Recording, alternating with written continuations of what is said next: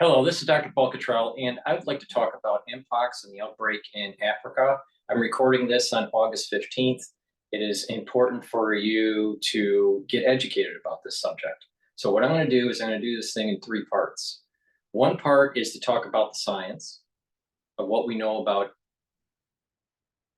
pox viruses and mpox particularly, and what has been published in the news, and then also a brief history about smallpox. Because if this outbreak isn't contained within Africa and it gets to other countries and it becomes more widespread, it could be a similar situation to the outbreaks of smallpox in past history. Okay. It's low probability, so don't get worried, but it's a potentiality. In addition, I am concerned about the juxtaposition of this outbreak with the general election in the United States and the juxtaposition of the outbreak dealing with the wars in the Middle East and in Europe, potentially even Asia. Because I've been saying for a while that I think that it's going to flare up in Asia here. Okay, so does that mean it's just a natural phenomena? Does that mean that there's some sort of nefarious human actor? Or, it's possible. Some people would think I'm crazy to say this, but we may be living in times that are very metaphysical, very Kabbalistic, very biblical, and that we are actually seeing throughout the world these different plagues and destructions and quote natural phenomena that are hurting mankind. I haven't heard anyone really adequately prove either way the events that we're seeing in such a short amount of time around the world is biblical or not biblical. Some sort of biblical significance, or what I call metaphysical, versus just physical. All right. So it could be interpreted as it's metaphysical. It could be interpreted as just a coincidence. We don't know. All right. But the thing is that you need to get educated about this. So please support my work by making sure that you follow all my channels. I have 4 channels on YouTube. I have Brighteon, Bitchute, and Rumble. Please follow me on X and on GETTR. That way you get notifications, because what I've been noticing is some people are not getting notifications until the premiere is over or halfway through. So please make sure that you subscribe to all the channels and follow me on these social media platforms. All the links are in the description. In addition, if you'd like to help support my work, because I have thousands of videos that are out there for free, please donate on my website, the-studio-reykjavik.com. You can donate through Stripe, PayPal, or buy me a coffee. Those links are at the bottom of the homepage of my website. You can also be a paid member to my Patreon channel. The link is in the description of this video. It'll take you to that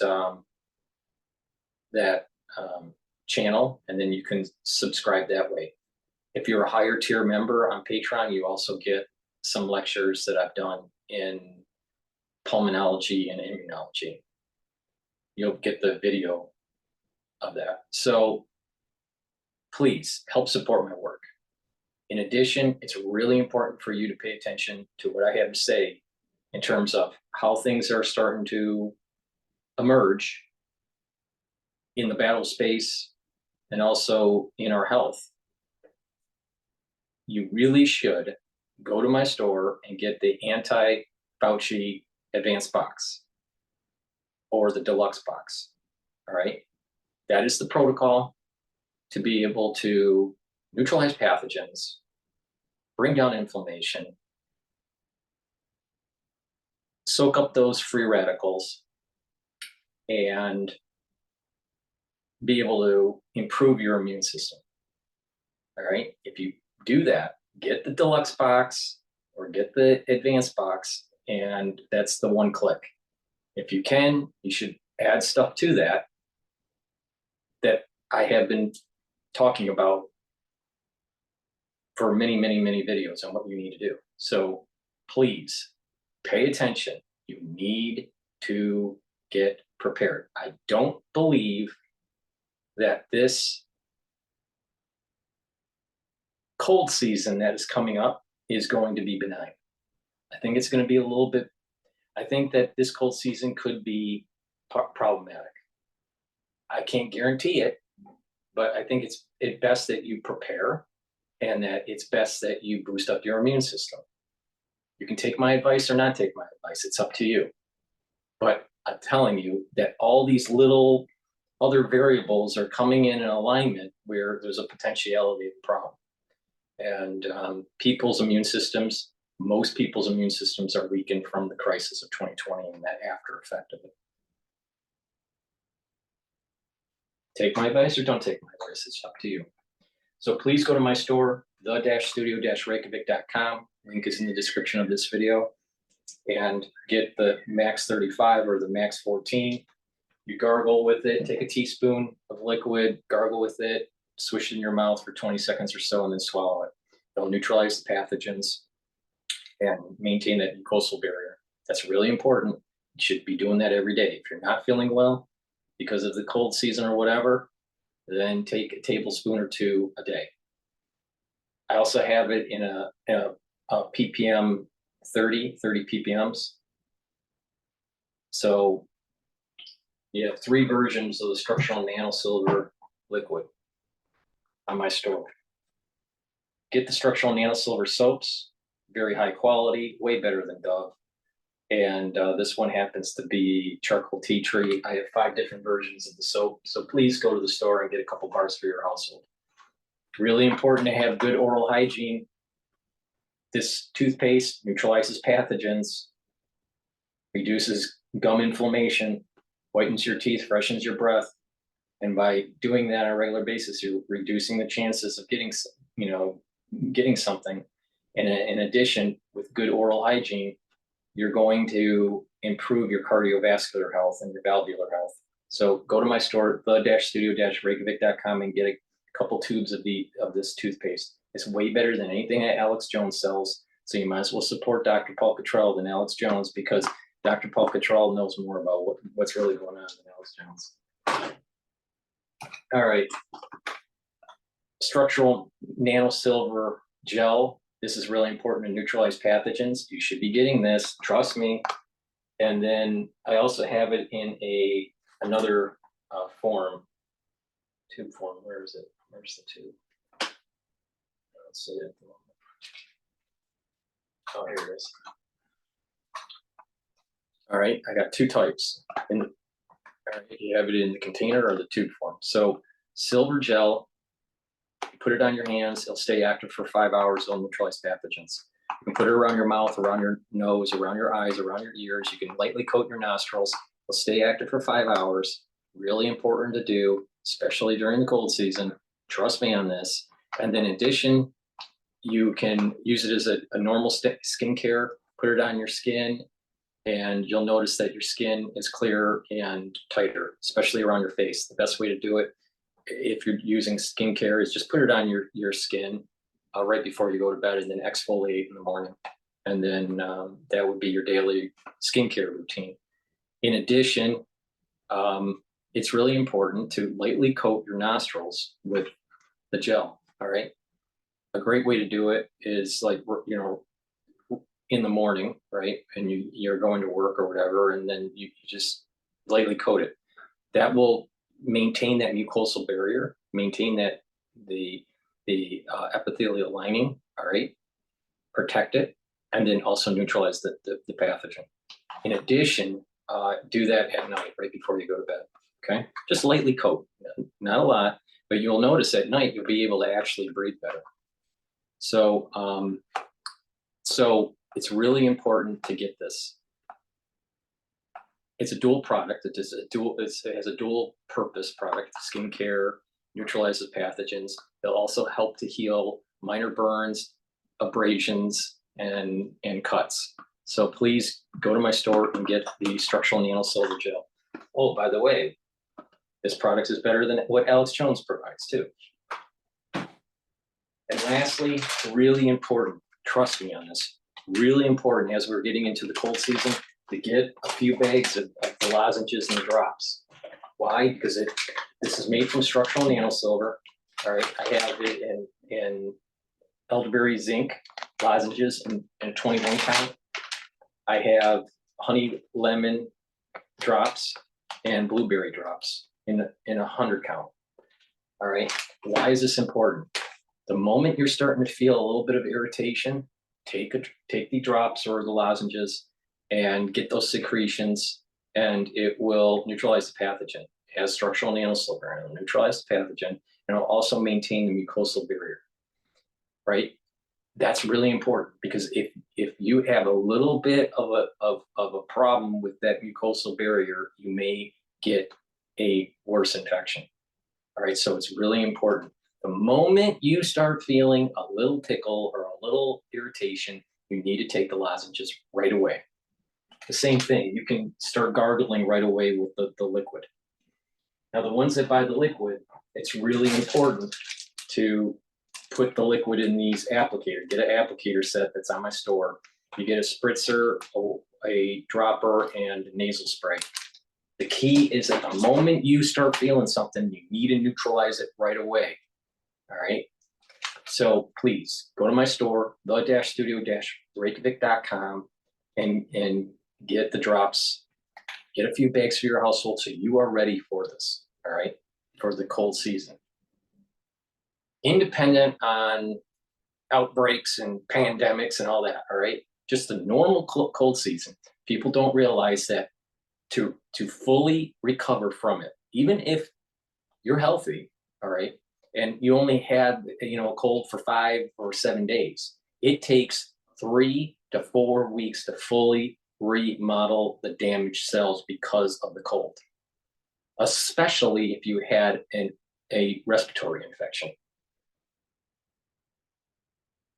And most people get sick 2 or 3 times a year. That means that your body is trying to heal 1/4 of the year. Every year. Now, do you understand why people get old fast? So take my advice or not take my advice, it's up to you. And believe me, what I just said is profound, much more profound than anything Alex Jones said. What I just said about neutralizing early so you're preventing the 3 to 4 weeks of remodeling of tissue. So take my advice or don't take my advice. Get the lozenges, and you're going to be better off than most people. All right, with that said, we're going to get to I want to get to the science of this, okay? Because there's a lot to cover. There's a lot to cover on this. Okay. So, in comparison to other viruses, mpox is a much more complex and more involved virus. And our understanding, scientific understanding of pox viruses like smallpox, cowpox, mpox, right, is lacking. There's a lot that the scientific community doesn't know compared to other viruses like coronaviruses, adenoviruses, or noroviruses, or other types of viruses like retroviruses, like HIV. We know more about HIV than we know about pox. So, all right. So okay. So keep that in mind, that there's a lot that is unknown, but there is some that is known. So, with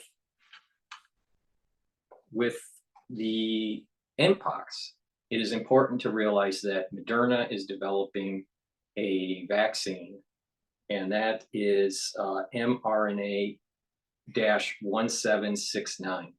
It's in phase 1, And there's two ways that they are doing this, okay?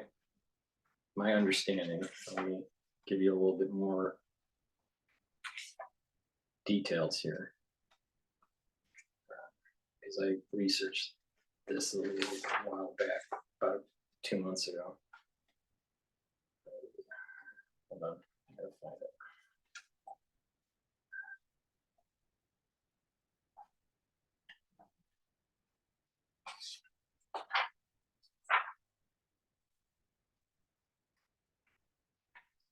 About 2 months ago, I looked into this, what Moderna was doing.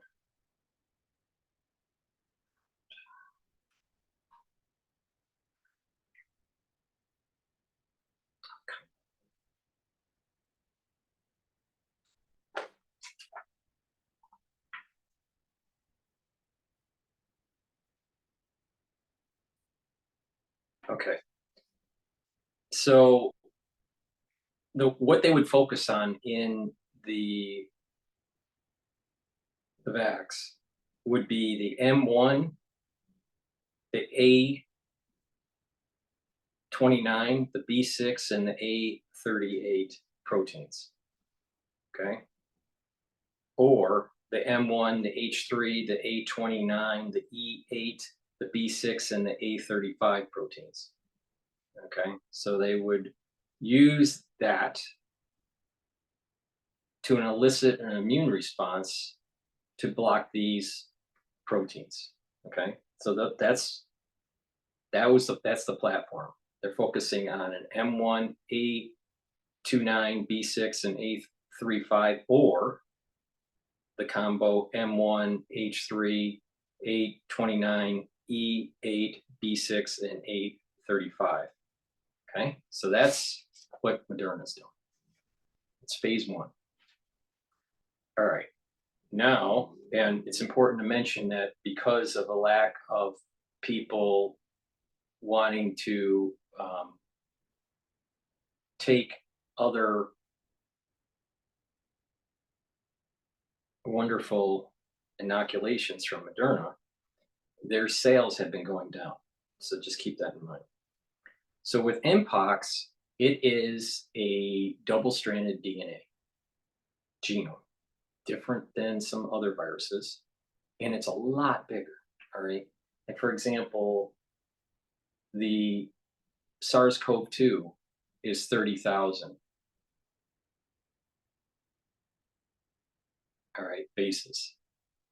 Well, a pox virus is like 100,000 or 200,000. All right, so it's the pox virus. All right, the genus is a ortho pox virus, and there's two types. There's a clade 1 and clade 2, and clade 2 has an A and a B. So you have clade 1 and clade 2. All right, now the outbreak, that big outbreak that we had in 2022 is clade 2, but it is primarily clade 2B. Okay, and that happened in 2022 to 2023. Now, there's also a clade 1 that is primarily in DRC. Okay, and this is more severe and there's more mortality. Okay, and that's what's currently going on. Now, you can find the mpox in obviously monkeys, but also rats, mice, and squirrels, certain types of rats, mice, and squirrels. The genome is 190,000 bases. Okay, so it's a big genome compared to the 30,000 in SARS-CoV-2. Because it's a larger genome, it's going to be coding for more proteins, and that's why pox viruses are much more complicated than some of these other viruses. pox viruses are much larger and much more complicated than even HIV. And HIV is pretty complicated. So it codes for about 191 proteins. That's a lot, right? So it's pretty intense. Now, because it's so large, it typically has to come up with other mechanisms to evade the immune system. The smaller the virus, the harder it is for the immune system to detect it. But large viruses have a tendency to be a little bit in between kind of a bacteria and a virus, kind of. I'm seeing this in just kind of a relative sense. All right, large viruses are harder to evade the immune system because they're so large that there's so many epitopes on the surface that it will be detected.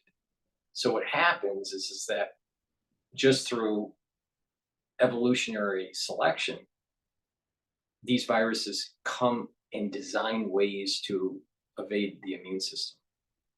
All right. And this is part of the reason why it's so hard to kind of study these. All right. Because they're large, but the ones that have survived through natural selection ended up developing methods to evade the immune system. And I'll go into detail on what I mean by that. All right. So large viruses are harder, okay, to evade the immune system, but pox viruses have evolved in such a way where they're playing around the immune system. Now, keep in mind, our immune systems are perturbated because of the 2020 crisis and the aftershock of it. Many people have dysfunctional immune systems. Either they're overactive, so they have an autoimmune disorder, or they're underactive and they have something what I call AIDS-like syndrome. All right, so with that in mind, so the research is going back to what they were doing with vaccines for smallpox. All right, and some of the studies that they had from that, plus some studies that they learned from cowpox and some additional studies on mpox. So there's a combination of things because there's similar conserved regions of the genome. All right, one conserved region of the genome is E3L, and this inhibits IFN, so interferon. It inhibits the interferon that's in the cell. Okay, so this E3 protein can prevent the activation of other pathways like PKR, which we talked about before, MDA5, RIG1, and OAS. Okay, so it's inhibiting an antiviral capability of a cell. Okay, so it's a big virus, but it gets in and it plays around with the innate immune system. So that's one way that it does it. There's also additional ways. Now, from research from cowpox, cowpox can inhibit the MHC1 transporter. So what that does is that by inhibiting it, it's not activating CD8 positives. Okay, so that's what cowpox does. And when you're not activating CD8s, you can't kill the infected cell. Well, mpox doesn't do it that way. Mpox does not inhibit MHC1. Okay, does it differently. It blocks CD4 positive and CD4/8 positives after there is cell-to-cell contact. All right, a cognate. What's called a cognate. So you have a CD8 or a CD4 cognate to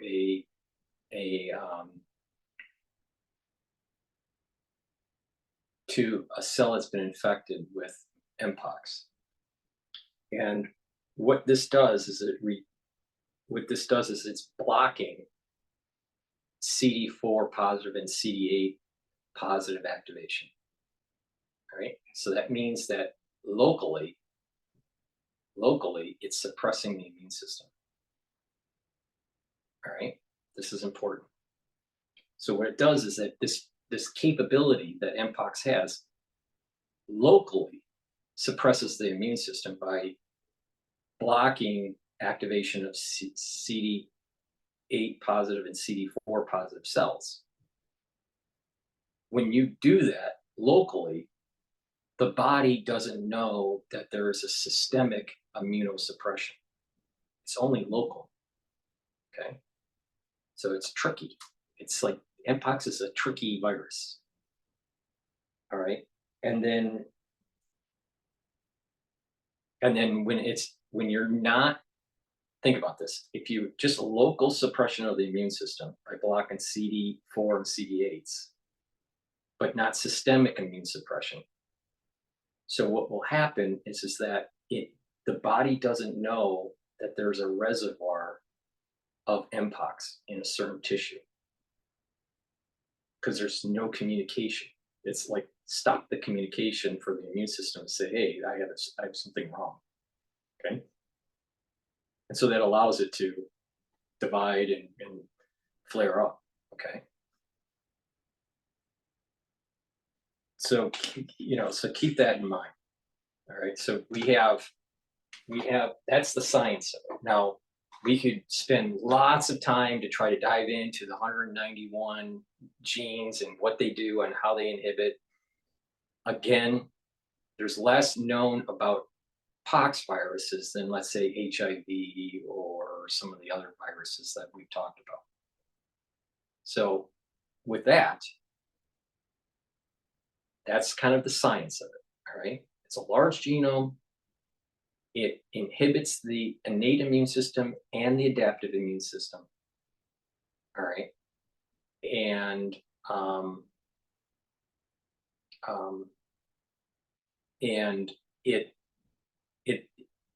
it's blocking the CD4 positive and the CD8 positive activation when the cell is infected and a CD4 or CD8 touches that cell. The mpox has a mechanism where it prevents the activation. All right, but it's not because of blocking the MHC1 class transporter. Okay, so keep that in mind. And then you have the E3 protein that's blocking the innate immune system. All right. So let's play the videos. Before I do that, please go to my store, the-studio-reykjavik.com. Get the vitamin D3. It's really important as a gene expression cofactor. It helps to get rid of cells that need to go through apoptosis. All right. It also helps with absorbing calcium. So this is really important. You should be taking it every day for your health and to get rid of cells that are infected. Lignans, really important. Trust me on this. It's a powder. It boosts up your immune system, and it also helps with hormonal health. It's for males and females. This is really important for your immune system. And what I just said, there are things out there that are deregulating your CD4s and CD, and they're affecting the activation of the CD4 and the CD8s. Get the probiotic that I have. This is in veggie cap form. I also have it in a powdered form. You should be taking a probiotic every day for proper gut biome. Clarity factor, important to reduce that brain fog, get those neurons firing. Very important to maintain that neuroplasticity and to reduce memory loss, reduce the chances of neurodegeneration. It's really important to take every day, all right? Really important. So please go to my store and get the clarity factor. This is way better than anything Alex Jones is selling. So you know what? Stop supporting Alex Jones and helps support Dr. Paul Cottrell. Resveratrol, important to get rid of senescent cells. It's also an antioxidant, and it's synergistic with C60, which I will talk about a little later. Vitamin C, important to boost up your immune system, and it also helps with your skin. If you're not feeling well, take a double dose of vitamin C with the magnesium. So with that said, let's start with the videos. The organization has declared that a fast-spreading new variant of the highly infectious disease mpox is a global health emergency. It's the second time in 2 years it's been declared as such. The continent's leading health body, the Africa Centers for Disease Control, had already warned it could spiral out of control unless measures are put in place to limit its spread. He is the Director General of the WHO making the announcement. Today, the emergency committee met and advised me that, in its view, the situation constitutes a public health emergency of international concern. I have accepted that advice. Our health correspondent Dominic Hughes told us what the announcement from the World Health Organization means. This is the highest level of alert, really, that the World Health Organization can declare. It's on a par with what they did during the COVID pandemic, for example. Viewers might think back to those rather troubling days. This follows hard on the heels of a similar declaration by Africa's Centre for Disease Control yesterday, which declared this a public health emergency that was continent-wide. The World Health Organization's panel of experts has advised the Director General, as you were saying, that actually this is something that the international community really needs to be aware of. And what it is it's a call to arms, really, to try and mobilise not just medical resources, but political resources as well. So the WHO have said they're already on the ground, they are training staff, they are working on vaccines and treatments, they are in position on the ground, but really it's trying to mobilise resources, both financial, political, medical, to try and stop the spread of this virus. It's already, as you were saying in your introduction, it's endemic in the Democratic Republic of Congo, and the vast majority of cases so far this year have been in the DRC, but it's also spread to 15 other countries in Africa, and the concern is that it could spread beyond there too. So the WHO will want, obviously, assistance from other countries. What does this mean for countries outside Africa as they consider what this might mean for them? Well, it will mean that, for example, countries in Europe, for example, or the United States, in North and South America, they will ramp up their monitoring of cases. They'll be on extra high alert to see if any of these cases are present in their country. Because of the nature of mpox, it can sometimes be look little bit like chickenpox, for example. When you have those blisters, it starts with sort of flu-like symptoms, but within 1 to 5 days, you can develop these blisters on the skin, and that can sometimes be mistaken for chickenpox. So testing and making sure that those cases are identified quickly will be happening. But also then there's this sort of marshalling of resources to try and get the international community to donate not just medical resources, but money too, because the WHO says they've got a pot of about $13 million, but they clearly are going to need more than that if they're going to take serious action on the ground. Okay, so really important, all right? A lot of people in the United States have had the chicken pox and they're okay, all right? No problem, all right? Especially baby boomers and Gen Xers and, and you get to a certain age and then you have to worry about shingles, all right? And there's ways to mitigate that, all right? But smallpox, mpox, that's much bigger of an issue than chickenpox, all right? You gotta pay attention to what I'm saying here, all right? In developed nations like the United States and in Europe, we don't have this issue, all right? Because it's been eradicated.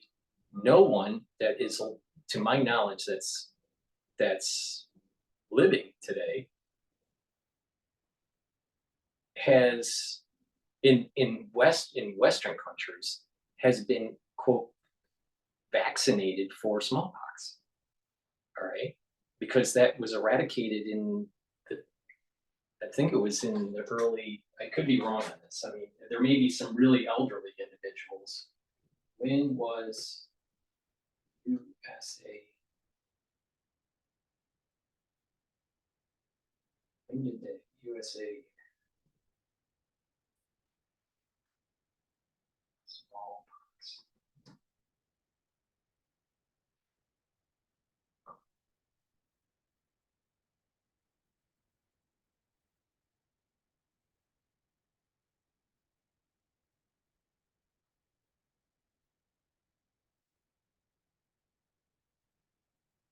Well, there was an outbreak. There was a natural outbreak that occurred in 1949 and in 1980.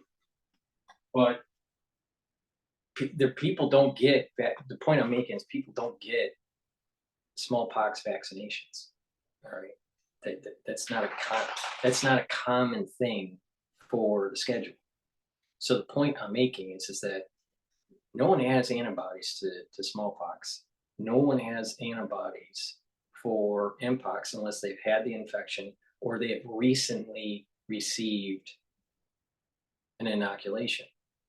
Okay, so just keep that in mind. All right, there was a point in time where in developed nations, smallpox was eradicated. And so it wasn't an issue.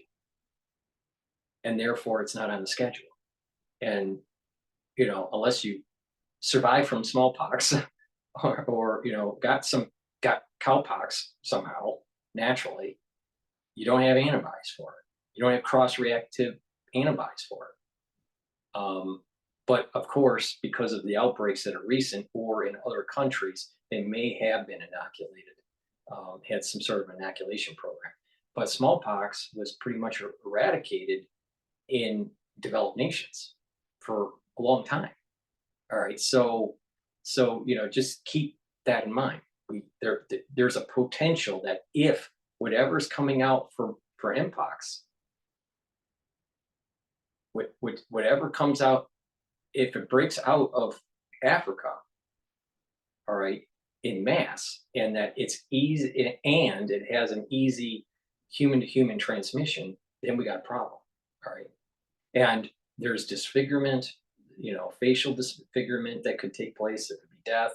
So I mean, it's a different situation than what we went through in 2020. If big if this spreads worldwide. All right, the probability. This is why I say don't get too worried. Just be prepared. But the thing is that you got to be vigilant. If you're older and you start to see pox on your body, and you know you had chicken pox, you know, when you were a kid or whatever, you know what? You need to be tested because that might be a problem. I'm concerned about porous borders. We know that the people that are coming in from the southern border in the United States are coming from multiple countries, not just from Central America or South America, but they're coming from Europe, they're coming from Africa, they're coming from Asia. So it's a problem. All right, the porous border could be a means for this to spread. In addition, there's a porous border between Africa's nations and the European Union. So even if you had someone that is traveling, all right, let's say they are asymptomatic, all right, they are in contact with someone, let's say from Africa, that happens to get sick, but they are in contact in Europe. And the person that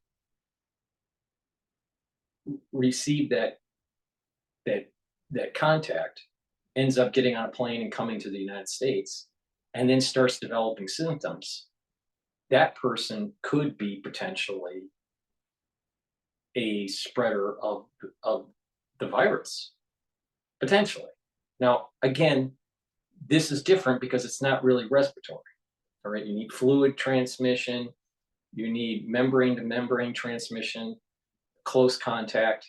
There's some evidence of water droplet, you know, respiratory droplet type transmission. but it's not as easy to transmit. All right, but it can be a problem. All right, so this is something that is serious, but not to be super worried about. I would say that this whole cow flu stuff with the bird flu and all that, and you know, and the culling of the chickens, the biggest problem with that is probably food supply, milk, eggs, chicken. That supply is going to go down because of the problems on the farms. I'm not too worried about it becoming human to human transmission, right? Unless someone wants to nefariously make this happen, which is possible. But I'm not too worried about bird flu. I am more concerned about mpox. All right, but I'm not. I put that in a higher risk category, but not in a super risk category.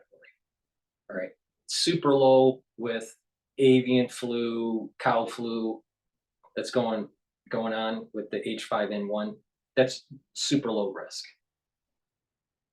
This mpox is higher than that, but for developed nations, as long as we maintain some sort of biosecurity, it's not going to be a problem.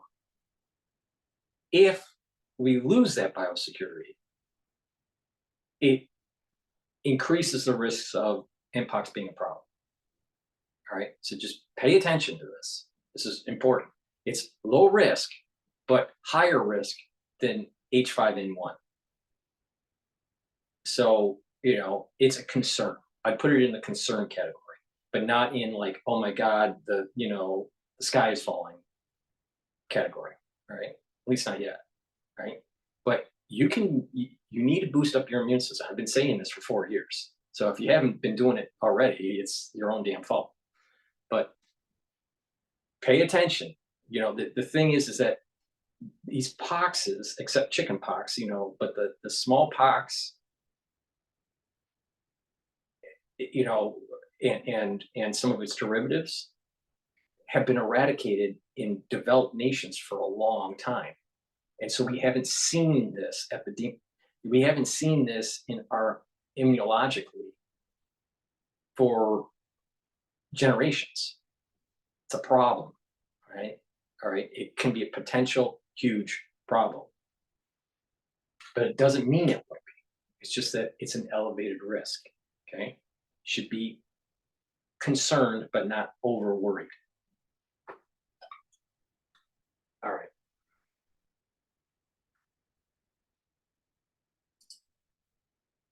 Let's play another video here.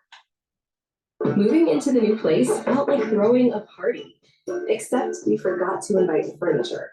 Yeah, there's a tasker for that. Declared the mpox outbreak to be a global public health emergency following an outbreak of a new strain of the mpox virus in Africa.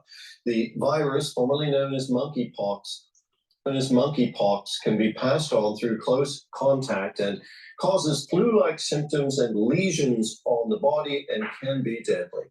It's now been detected in at least 13 African countries, but one country has been hit particularly hard, the Democratic Republic of Congo.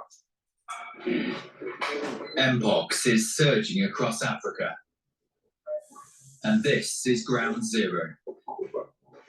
Thousands of cases have been reported in the Democratic Republic of Congo as a new outbreak grips the country. It's already claimed at least 450 lives, most of them children, and it's showing no sign of slowing down. The detection and rapid spread of a new clade of mpox in eastern DRC, its detection in neighboring countries that had not previously reported mpox, and the potential for further spread within Africa and beyond is very worrying. In addition to add, And if it spreads to developed nations, it's really important to understand we don't have cross-reactivity in our immune system for this because we've eradicated smallpox a long time ago. And it's not part of the schedule. All right, keep that in mind. And the way that it works is that it's really derivatives of either cowpox or the point I'm making here is that we don't have cross reactivity. So this could take off in developed nations. Now, most likely, it won't be on the other side of the Atlantic Ocean. On our side of the Atlantic Ocean, it most likely will start in Europe or in the Middle East. But there is a lot of things that are going on between China and Africa. So it wouldn't be surprising that there's some sort of cross-contamination between activities in Africa and it gets to China or Asia. Outbreaks of other clades of mpox in other parts of Africa, it's clear that a coordinated international response is essential to stop these outbreaks and save lives. Formerly known as monkeypox, mpox spreads through close contact, including sex, causing flu-like symptoms and painful pus-filled lesions. But this new strain is proving more infectious and even more deadly. And experts fear the growing outbreak I'm just going to interject a little bit. This is why I'm saying that this is a natural phenomenon, but can this be some sort of metaphysical plague because of all the crazy stuff that's going on in the world? There were 10 plagues before, the destruction of Egypt, right? We may be seeing a series of plagues around the world before we see a new era. The destruction of an old era and the beginning, the birth of a new era. We may be seeing it. This may be one of the plagues. Africa could just be the tip of the iceberg. We believe that it's already a risk for international spread, and of course, there is also the chance that it could spread beyond Africa to other regions of the world. The World Health Organization last declared mpox an international health emergency in 2022, with cases in more than 70 countries. That was largely shut down with the help of vaccines and treatments in rich countries.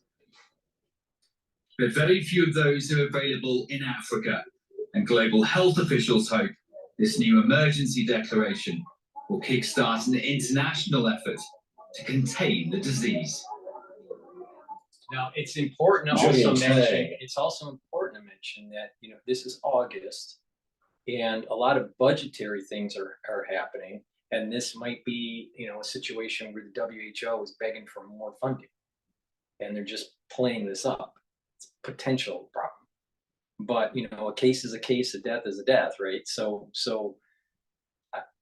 I'm concerned about this. I'm concerned that if the biosecurity of developed nations fails, that there are going to be pockets of the population that are affected, and this not only could take your life, but could scar you for life if you survive. So it's a problem, and we don't have cross reactivity for this. Now, what basically would happen is, let's say if Germany ended up starting to get a lot of cases of mpox, what would happen is they would track and trace, right? Get to patient 0 for Germany and do a biosecurity ring. And in that biosecurity ring, between track and trace, what they would do is then they're going to be doing inoculations or quarantine, all right? And then so they have different rings, the infected ring, and then a ring that is out where people aren't having cases, but potentially could have cases. All right. Now, if people only walked, it would be a lot easier to contain. But because of driving cars on the Autobahn and traveling through airplanes, it's easy to have even that biosecurity ring around the infected ring to be porous. And other regions of the country or other countries or continents could get it. So this is really important to you know, to control this fast. This could balloon out really bad. Now, then you start asking, like, why is it happening right now?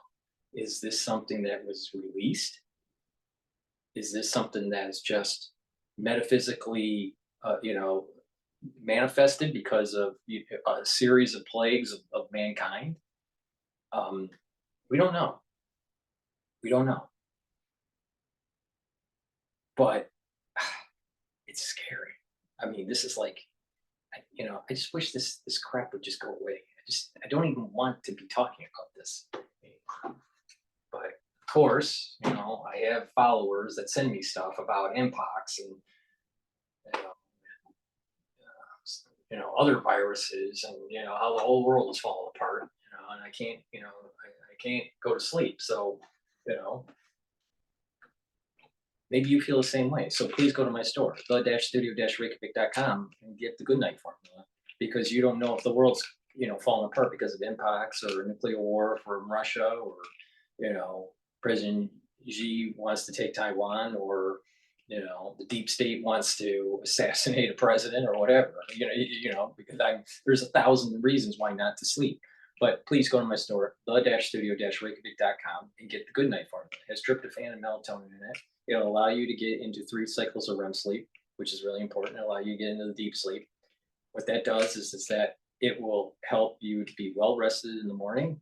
It will detoxify your body, because when you are in deep sleep, you're going to be detoxifying your body, especially your neurons, and you're going to be able to consolidate memory. So if you have chronic deprivation of sleep, then you're increasing the chances of loss of memory. You're increasing the garbage in your cells because you're detoxifying less naturally, and you're going to have less energy. So chronically, you're increasing the chances of dementia and memory loss and neurodegeneration. So it's really important to sleep. So go to my store, the-studio-reykjavik.com, and get the Goodnight formula. It's the-studio-reykjavik.com. Link is in the description of this video.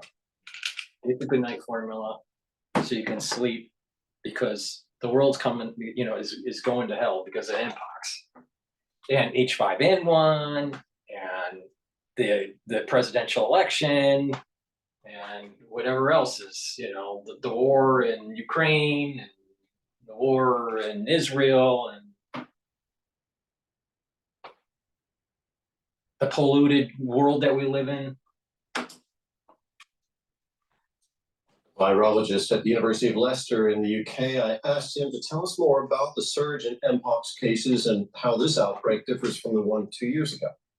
The difference is really due to the different clades of strains, if you like, of this mpox virus.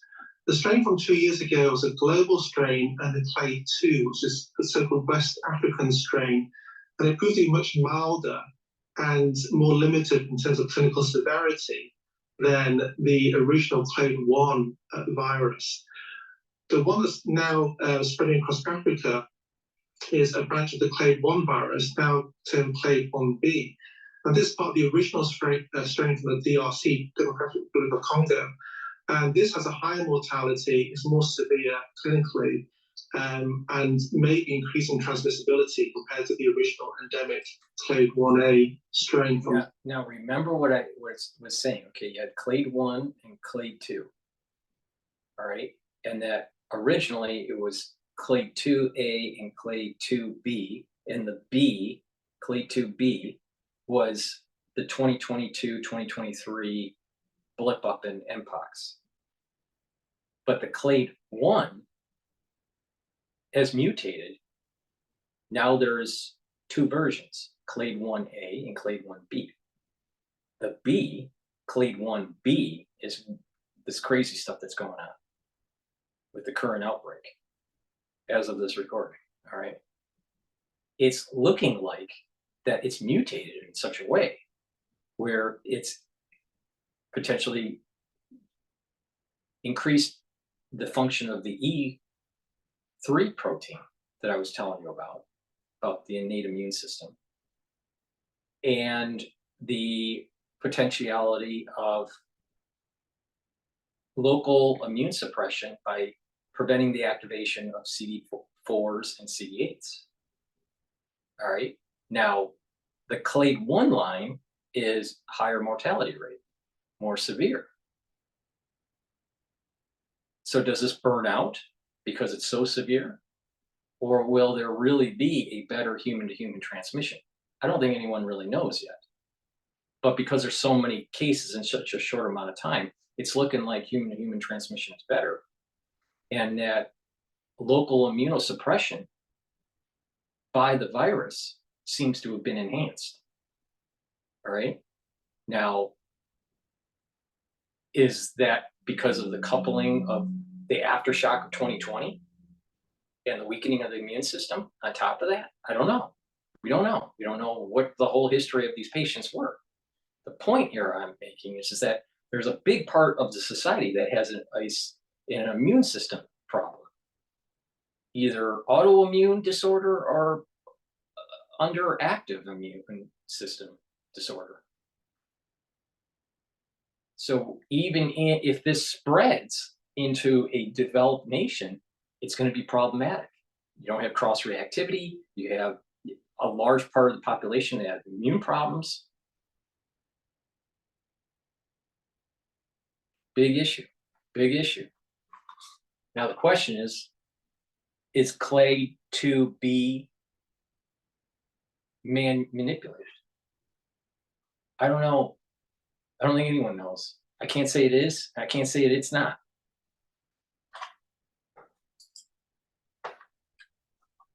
See.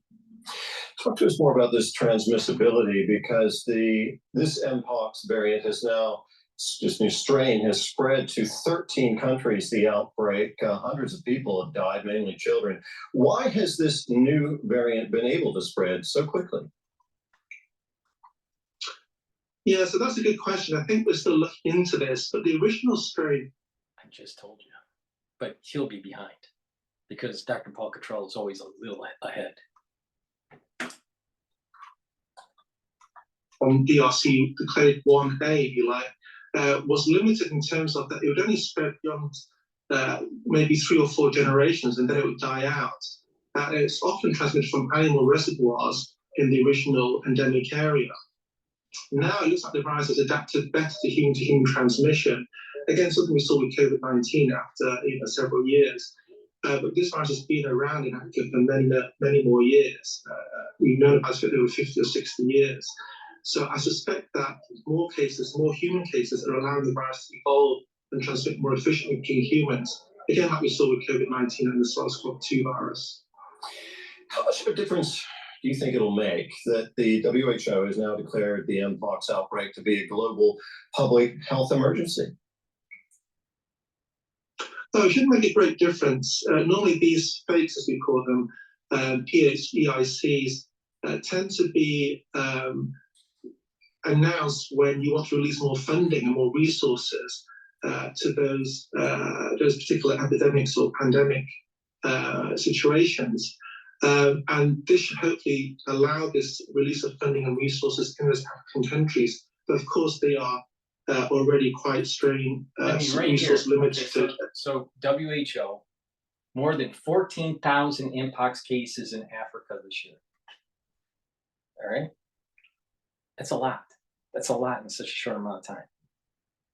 So not only is potentially the innate immune system being blocked better, and the deactivation or the inactivation of the CD4, CD8s capability of the mpox, but probably the fusion protein is improved.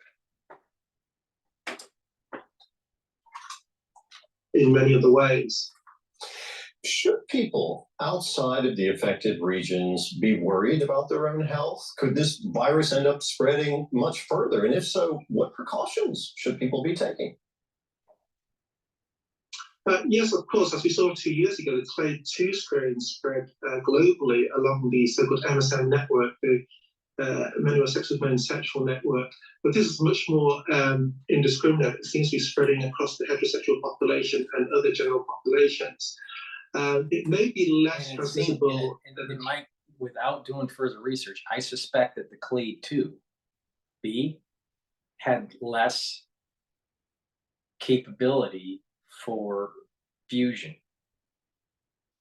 All right, because you could have mutations.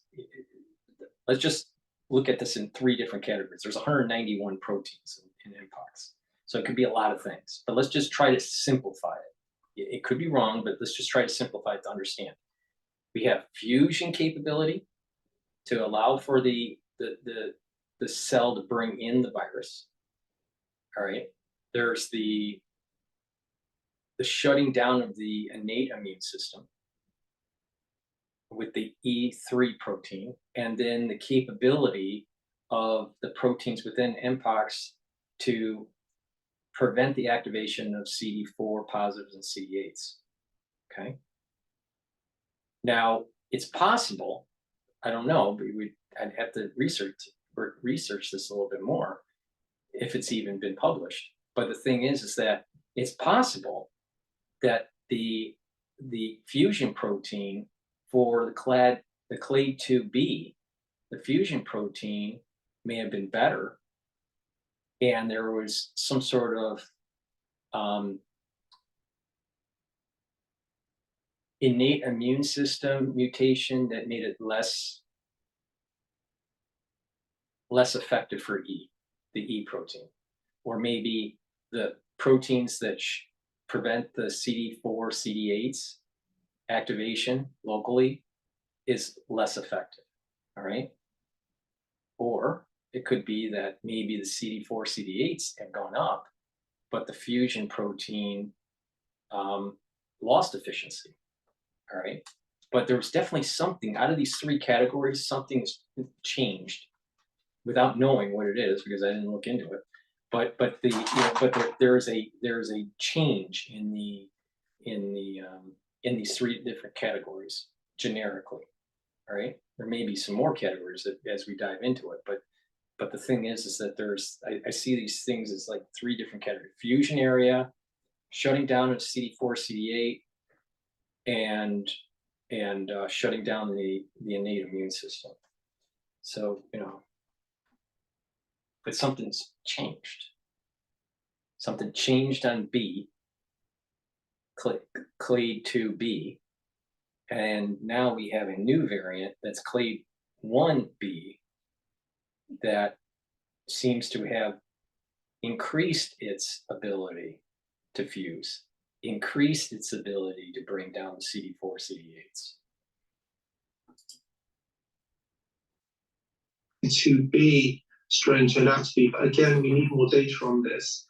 And the way it transmits is through intimate, close contacts of saliva, kissing, touching with contaminated secretions. And also there's some evidence of close range aerosol transmission after a prolonged period of contact, like in a household, for example, or in an intimate relationship.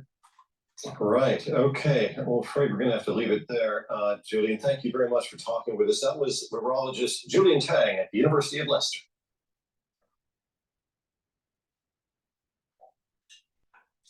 And this is the reason why I'm saying that, maybe this has, a play component to it, that it's like metaphysical.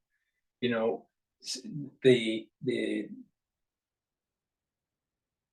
society is devolving. It's not, the morality is really bad. Just look at what happened with the Olympics for Paris for 2024. The opening ceremonies were a disaster, and the ending ceremonies were a disaster. And it's like this almost like celebration of Satanism and celebration of destruction of family, and the destruction of country, and the destruction of religion. This is why I keep on saying that, you can go pretty far if you just focus on country, family, God, or religion. There's a moral compass there. There's an ethics that that's part of that core of those three categories. We're losing that. So maybe we're being punished, metaphysically, But it being a sexually transmitted disease, maybe targeting that whole aspect of humans' lack of morality. It targets scarring of the skin, scarring of the face. So we have, it's targeting on a society that's egocentric and it's only concerned about the superficial. So there's a lot of ways to kind of interpret this. Now, I don't know if it's metaphysical or not. I don't know, but there's something strange about it happening in the times that we're in right now. With the wars and everything that's going on now. Is it man-made? Is it man-released? It's possible. We don't know. I'm tired of looking at this type of stuff. All right, so next. All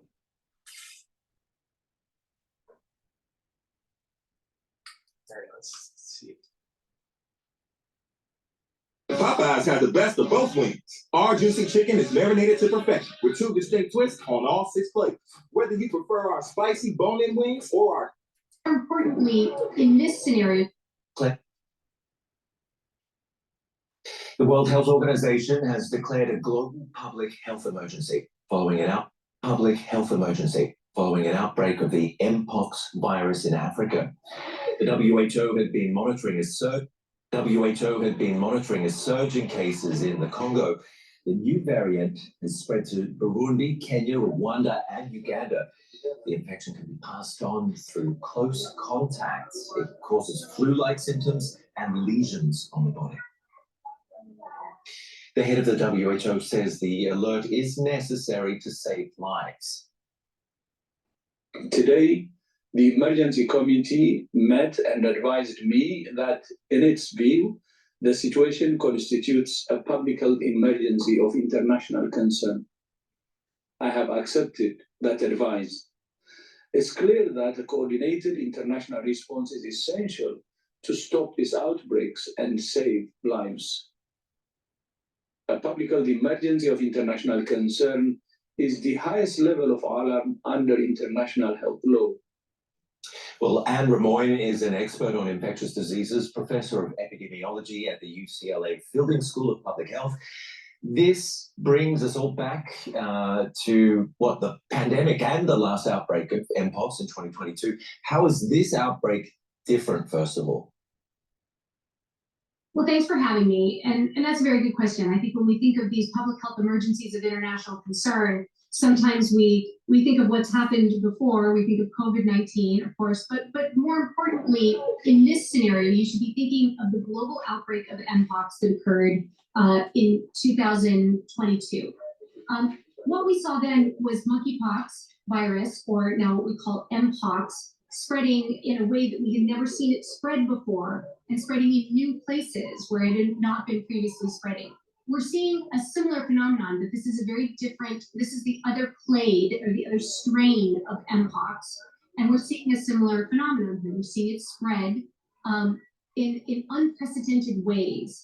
And so that's why the WHO committee has advised the Director General to call a public health emergency. And similarly, the Africa CDC has called an emergency. My gut feeling on this, there's 3 things that could be potentially happening. A release where they took clade 1, A, and enhanced it. And they took clade 1 and enhanced it and re-released. The other potentiality is that this just emerged, all right, and just mutated with or without. So there's two options out of that, with or without the suppressed immune system from the crisis of 2020 and the aftershock of it. All right. So let me rephrase it. It's possible that clade 1A was enhanced and released as clade 1B in targeting kids. It's possible that there is another option is that because of the weakened immune system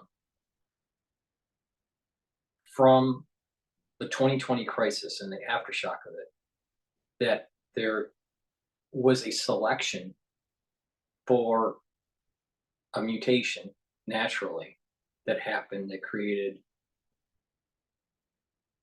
clade 1B for mpox. Or it naturally emerged without the effects of 2020's immune system disruption. Okay, so it's immune system disruption and natural mutation, or a mutation unrelated to the 2020 crisis, or mpox, clade 1A, modified in a laboratory and released to affect a larger population. I don't know which one. I don't even want to guess, putting probabilities on it. There is a suspicious feeling that I have that this breakout that is happening in Africa is happening at a time where Russia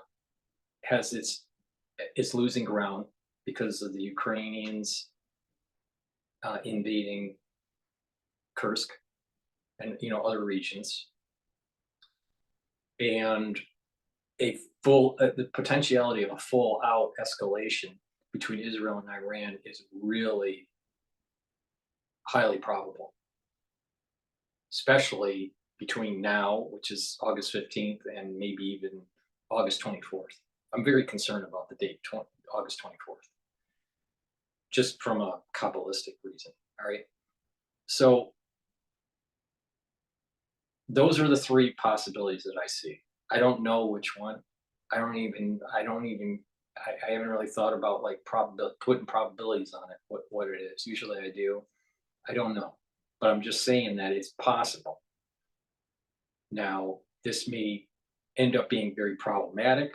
They think that Trump may win, and that this isn't a problem for 2024, but becomes a problem for his first year in 2025. It also could be a problem where it weakens the Western civilization, and it gives the opportunity for President Xi to invade Taiwan. It's potential. It's a problem. We don't know. Just because kids are getting pox on their skin doesn't mean that this doesn't turn into some sort of international war conflict, either by accident or on purpose. Regional concern. Mm-hmm. I believe children are most affected. Is that correct? So what precautions should people be taking? Correct. What we've seen in the Democratic Republic of Congo is that we've seen a steady increase over the last many years of mpox. Some of this was anticipated as we continued to see reduction in number of people who had any kind of protective immunity against pox viruses due to smallpox vaccine. But this was much greater than what would have been anticipated. But in addition to that, we are also seeing sexual transmission in a variety of communities, both in sexual and gender minorities, also in people who are selling sex as well. So we're seeing this spread in different ways. So it's almost like there are two different outbreaks that are occurring at the same time. But by and large, what we're seeing is mpox spreading in a way that has not been seen previously. Wow. How will this global alert from the WHO actually help fight off the disease in some way? As I'm watching this, I'm getting this feeling that this is orchestrated, that this is on purpose. This is, I can't prove it, you know, like I did with other things that I've recorded, but I just get this feeling that there's this kind of like some sort of operation that's happening. There's this, it's real. These people are getting it. These people are affected. Some are dying. It's a real thing. But the thing, I get this feeling that there's some sort of operation that's going on. Some sort of, you know, people need to wake up. We're in exchange of bioweapons. We're in World War III. World War III, you know, we were taught young that it would be nuclear. It may not be nuclear. It may be unconventional, but it may not be nuclear. So we're in this, you know, very similar to like what was going on in World War I with the chemical weapons, right? And nerve gases being developed and all this stuff and being tested and deployed and all this. I just feel that there's a little bit of a CIA thing feel to this. What's going on in Africa? Is there a reason to do this? Is it some way of the United States preventing or slowing down the encroachment of China in Africa? Maybe. Has it something to do with resources, mineral resources? I don't know. Something, that spider sense goes up. It's not just, see, this is where a lot of the scientists get it wrong. It's just that they're not looking at this from a metadata, multiple silo perspective. There's something more going on here. The scientists will always knee jerk to zoonotic, nothing's nefarious, there's no sort of covert operation, and you know, there's no you know, bioweapon development. That's like, you know, they're in their little perfect bubble, right? But the world's a lot more complicated than that, and that, you know, there are things that people do, there's agencies or countries that do that affects world events for some reason. Maybe because of financial, it may be geopolitical, it may have something to do with resource allocation, something, all right? So that's why you got to look at this problem, is it's not just a medical issue. It's also something else. Because the reason being is to say, if you look at the probability of this, how can this kind of event be taking place in such a short amount of time from, quote, the natural, you know, novel experience that we went through in 2020, right? Which wasn't natural, it was man-made. But the thing is that, you know, that event is happening in such close proximity to this event, unless it has some sort of relation. Either it's released on purpose, or there is a synergistic effect because of the immune system. The AIDS-like syndrome that I've been talking about, right? That something's going on here. This is actually a very important moment and really demonstrates that we've learned a lot from previous outbreaks or previous situations. You know, we've in the past maybe reacted a little more slowly when we see something happening in remote rural areas in Africa. But I think what we've learned here is that an infection anywhere is potentially an infection everywhere. And what's happening in rural areas of Africa can very easily come to our doorsteps anywhere in the world. And so being able to stop this at its source as soon as possible is critically important. And so this if you look at, that's true, if you look at it from the medical scientific perspective. But if someone is releasing this to be able to move funds to WHO, do some sort of geopolitical power play, and curtail freedoms that accelerate what I've been calling the Biopatriot Act. This makes complete sense then. You know, so what seems to be rational to try to contain and to protect people's health ends up being an encroachment of people's civil liberties and the push for the Biopatriot Act. And this is the Biopatriot Act is in a supercharged version of the Patriot Act right after 9/11, and that is exactly what the national security state wants.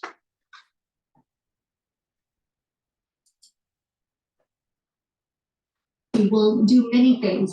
It will unlock funding that has not been available to really support surveillance, better testing opportunities, more efforts towards public health.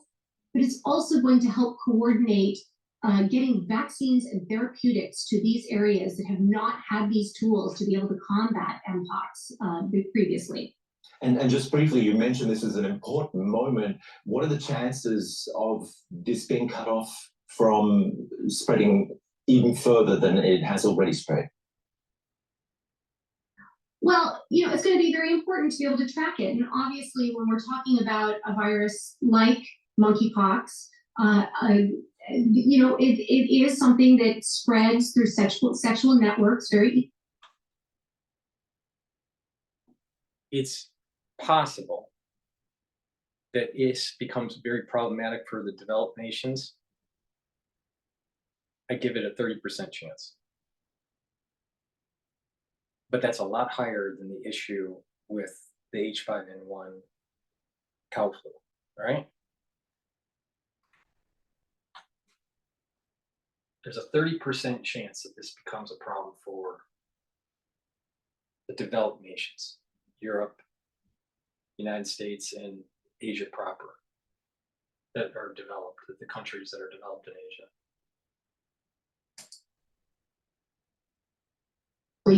And we saw that with the global outbreak in 2022. This variant, there are a lot of questions around it. Traditionally, we thought this was a variant that might be create more severe disease, might be responsible for more deaths. We still need to study it to truly understand it, but it is possible that it could be a more serious variant. And so what we need to know is that we're dealing with a situation similar to what we saw in 2022. We can get in front of it with good information, with the tools that we have available, and it's not a moment too soon. Fantastic. There's some good news in that from Anne Remoyne from the UCLA Fielding School of Public Health. Thank you. Thanks for having me. When is this craziness going to end? Crazy, absolutely crazy. All right, let's get the Kenya perspective. Please don't scroll. Listen to me. My name is Hiba from Baza, and I'm supposed to be studying for my medical school final exams these days. Now, Kenya has intensified surveillance and screening of travelers at the country's ports of entry in the wake of the declaration of mpox as a public health emergency on the continent. Now, the African Center for Disease Control has declared that the viral disease is a continental emergency following the spread of the disease that has killed hundreds across the continent since the beginning of the year. Was being broadcast with our very own Brenda Wanga. The declaration by the African Center for Disease Control comes as the disease, formerly known as monkeypox, continued to spread across the globe and in Africa. The disease had been circulating in the world from 2022 and up to date. In Africa alone this year, the African CDC says 2,863 cases of the disease have been confirmed, resulting in 517 deaths, primarily in DR Congo. The CDC also states that the number of mpox in Africa has now surged past the 17,000 mark from 2022, but contends that the number could be higher due to challenges in surveillance, laboratory testing, and contact tracing.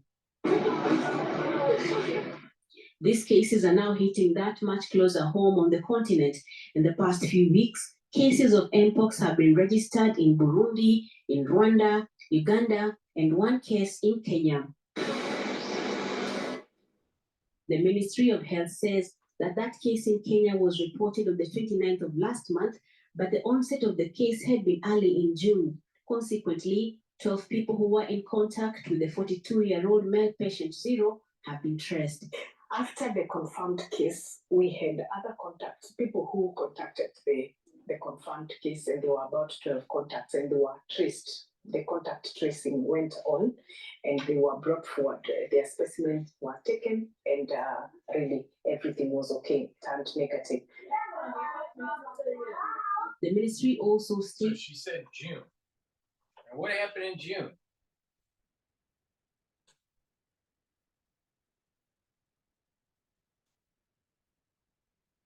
Rewind that here. The Ministry of Health says that that case in Kenya was reported on the 29th of last month, but the onset of the case had been early in June. Consequently, 12 people who were in contact with the 42-year-old male patient Zero have been traced. After the confirmed case, we had other contacts, people who contacted the confirmed case, and there were about 12 contacts, and they were traced. The contact tracing went on, and they were brought forward. Their specimens were taken, and really everything was okay, turned negative. The ministry also states that there have been 20 suspected cases of the disease in 8 counties, including few weeks. Cases of mpox have been registered in Burundi, in Rwanda, Uganda, and one case in Kenya. The Ministry of Health says that that case in Kenya was reported on the 29th of last month, but the onset of the case had been early in June. Consequently, 12 people who were in contact with the 42-year-old male. Early in June. Now, of course, this could be just coincidence. All right. Presidential debate was on June 27th.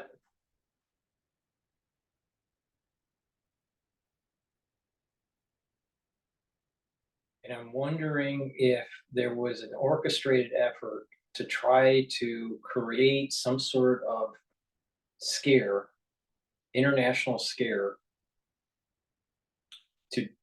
to divert attention to the campaign between Trump and Biden. Now, of course, after the debate, I think it was a couple weeks later, 3 weeks later, something like that, he bails out. Biden steps aside, and then Harris is elevated. But I'm wondering. Now, it could be just coincidental. I'm just saying, it's important to just ask questions and like go, well, does that make sense or not? Patient Zero have been traced. After the confirmed case, we had other contacts, people who contacted the confirmed case, and there were about 12 contacts, and they were traced. The contact tracing went on, and they were brought forward. Their specimens were taken, and really everything was okay, turned negative. The ministry also states that there have been 20 suspected cases of the disease in 8 counties, including Nakuru and Nairobi. But these are suspects, so not confirmed. And when the specimens were collected and taken to the lab, all the cases turned negative. Kenya's patient Zero for the mpox disease has since recovered and been discharged, and the Ministry of Health says it is working hard to ensure that the situation remains the same with no cases in the country. To ensure that that goal is met, the ministry says it has activated the emergency response mechanism, including surveillance, screening, and monitoring of travelers getting into and out of the countries at all the ports of entries. Already we have, today we have screened 250,000 travelers that have been screened, and there is no suspected mpox case that have been detected so far from the screening that has been done. The sensitization on mpox is ongoing. Further to the screening of visitors coming into Kenya, the Ministry of Health says it has activated all the 26. What about the ones leaving Kenya? Are they testing both ways? Come on. operations centers across the country and has readied the 7 laboratories capable of testing for the mpox virus. It says it has also deployed 120 staff who are trained to handle outbreaks like this. But beyond the laid out steps to combat the disease, should it find its way into the country, the government says the declaration of the public health emergency situation now means that the African CDC will activate its mandate to lead and coordinate responses to the emergency. Brenda Wanga, Citizen TV. No. I don't know. It's scary. Pretty scary. If the literature being read to the child isn't entertaining to the parent, throw it away. Children's literature can. Well, it's a huge problem at the moment with 15,000 cases in a region that's already facing so many other humanitarian needs and so many other health crises. Some 70%. Children are. Sorry, yes, some 70% of cases in Congo are in children younger than 15, I understand. That's correct. The highest amount of cases are with children, and the highest amount of deaths are with children, which is quite unusual at the moment. And so we are deeply concerned about the care of these children, the rapid spread of the mpox virus, and the many other challenges that children are facing in Eastern Congo. How much extra pressure does this outbreak put on Congo's, as you say, already struggling health system? Well, it's an additional challenge. The health centers where we work in Eastern Congo are stretched already with other diseases, whether that's malaria and malnutrition, and to bring mpox, which is which comes also with stigma, which is so visible, which can be deadly, places just further. Remember what I said about the deactivation or the inactivation of the CD4 positive and CD8 positive cells by mpox when the mpox gets into a cell, and then the CD4s or CD8s that cognate to that infected cell, they don't activate, so they don't kill off the infection. All right. Now, when you're a child, you know, you have a thymus and you're producing lots of, you know, T cells, B cells, antibodies, and you have an immune system that has to be super active because you're young and you're new to the world and you are trying to build up an immune system based on the environment that you're born in. So you have a very active immune system, and that you need that active immune system to be able to fight infection. It's children that have problems with their immune system, deficiencies in their immune system, that start having all these different problems. And I actually did a lecture on this in the immunology module that you can purchase on my website. But the whole point here is that children have to have a robust immune system and be able to fight infection. When that immune system is disrupted, these sorts of things happen. Now, this is the reason why I keep on saying that the aftershock from 2020 has perturbed people's immune systems, and that these things are starting to pop up, right? The RSV issue that popped up, liver failures that were popping up. So, so I am tending to think that there's some sort of mutation that is enhanced that allows for inactivation of CD4, CD8s with mpox clade 1B.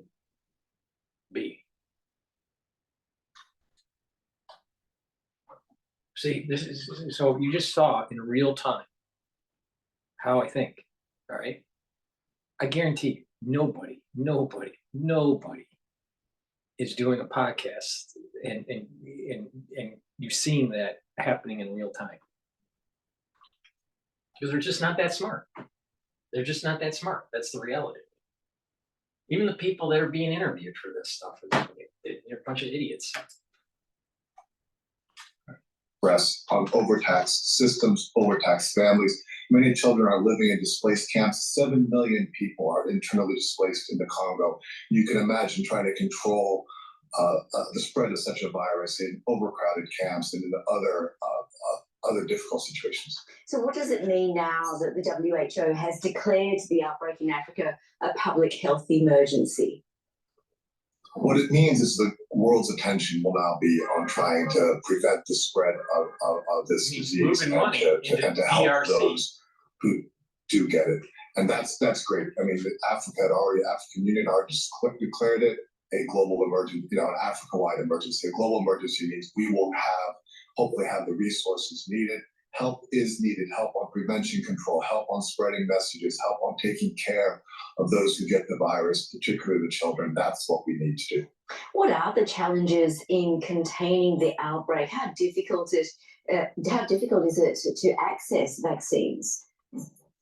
Well, right now that is not unfortunately, that's not the principal means of preventing the spread. There is a very limited supply of vaccines for mpox. The world needs to scale up production of those vaccines. In the meantime, we need to take the basic steps to prevent spreading the virus. So those messages need to get out. You get it through being in contact with a contagious person. Somebody has a fever, and it is hard to spread if you understand what it takes to spread it. But if those messages aren't out, if people don't know what to do to prevent getting it, to prevent it going to children, then it will spread very quickly. And so that's what we need to do, and we need to do it very quickly. And we don't really know about the new strains that are popping up yet, do we? No, and there's still a lot of research that needs to be done urgently. But what we are seeing is it's spreading in communities, spreading in families, spreading through children, not simply adult to adult, which had been sort of the main means of transmission previously. So with spread in communities, it makes it much harder to contain, and why action is needed today. Do you think the outbreak can be contained? So far, I understand no cases linked to the latest outbreak have been detected outside Central and Eastern Africa. Absolutely. The world will not be surprised to find cases elsewhere. But the good news is you can only... A Kabbalistic thought came into my mind. So near the end of the whole exodus out of Egypt, right, there was the plague against the firstborn. And the firstborn dies, right? It is possible that the curse of the adults, their punishment is to kill off their children. Even though maybe the child didn't do anything wrong. But it's to punish the adults.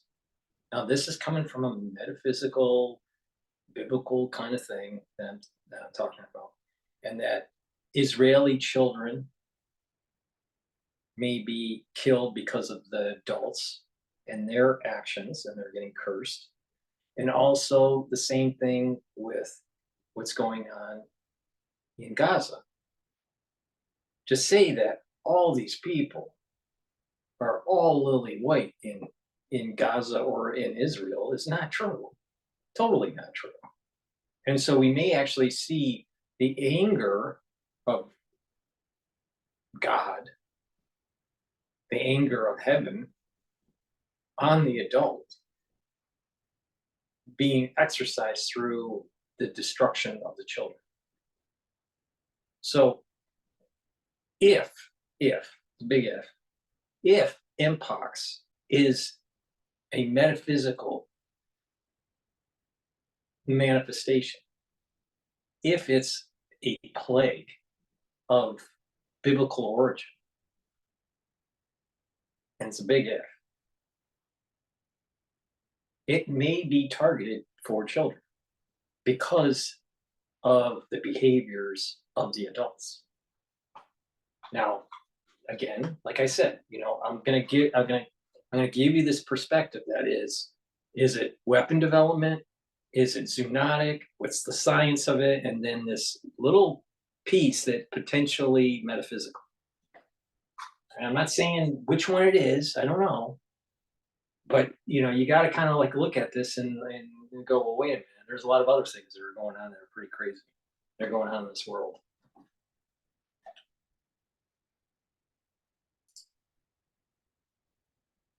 Transmit the virus. It appears you can only transmit the virus if you're symptomatic, and therefore it will be much easier to contain than something like COVID, where you can transmit it asymptomatically. So if we take proper measures, if we do proper screening, if we get in front of this, it can be contained. Well, it's not the first time an outbreak has hit the region. In 2022, the WHO declared mpox to be a global emergency after it spread to more than 70 countries that had not previously reported mpox. Can you recall the experience then and share with us what you know? Well, like other epidemics, and this one will take a different form from 4 years ago. We know how to get in front of this. We did get in front of that epidemic. But I think what's really important is to understand each time there's an outbreak, each time there's a change in the nature of the virus, what it takes to control. The messages that worked last time might always not be the same messages. The fact that it's spreading communally in families and that children are the ones who are most affected means that we will need different messages this time around to control it. And no doubt that's what Save the Children is doing. How else are you responding to the mpox outbreak? Well, here in Eastern Congo, where Save the Children has a large humanitarian response, we work in health centers, we work in the displacement camps. We've been trying to, we work to help the nurses, the doctors, the healthcare providers respond to other diseases. So this is another burden on them, but this Save the Children is working to make sure that we control infection in the camps, in the health centers. The health workers have the resources, protective gear, the disinfection equipment they need, and that the right messages are being spread through communities. Graham, we really appreciate your time and talking to us. Thanks so much. Thank you. All right, before we go to the next, this is the powdered version of the probiotic. It has a little scooper in it. You just mix it with your food or with water, and take it daily. It'll improve your gut biome, and that's important for energy absorption and better metabolism, and to reduce inflammation in the gut, because chronic inflammation, brings down your immune system. Take olive leaf extract. It boosts up your immune system and improves your cardiovascular health. Turmeric brings down inflammation, and it's an antioxidant. So you should be taking that every day. And you should take it with the ashwagandha root. This controls your blood glucose levels and brings down that inflammation, especially in the cardiovascular system. A lot of people aren't taking multivitamins. It's really important to take multivitamins. This one, which is very high quality, is easy to digest. Multivitamins are cofactors for enzymatic activity. So to have better enzymatic activity for your cells and your tissues, you need to have a good supplement like this one for multivitamins. So please go to my store, the-studio-reykjavik.com, and get the multivitamin. And lastly, omega-3, really important to improve your lipid profile. Bring down LDL, bring up HDL, and it helps to prevent red blood cells from sticking. So if you take this, you're improving your lipid profile and you're reducing clots. And oh, by the way, clots are a problem, especially in the post-2020 crisis, aftershock.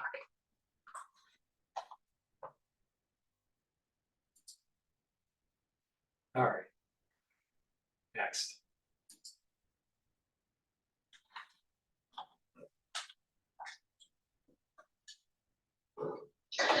Our next story tonight comes from Africa. The continent has declared a public health emergency over mpox. This is a highly infectious disease. It was once called monkeypox. If left untreated, mpox can be deadly, and Africa knows it. Since the beginning of this year, more than 14,000 cases and more than 500 deaths have been recorded in the continent. 96% of these cases come from a single country, the Democratic Republic of Congo.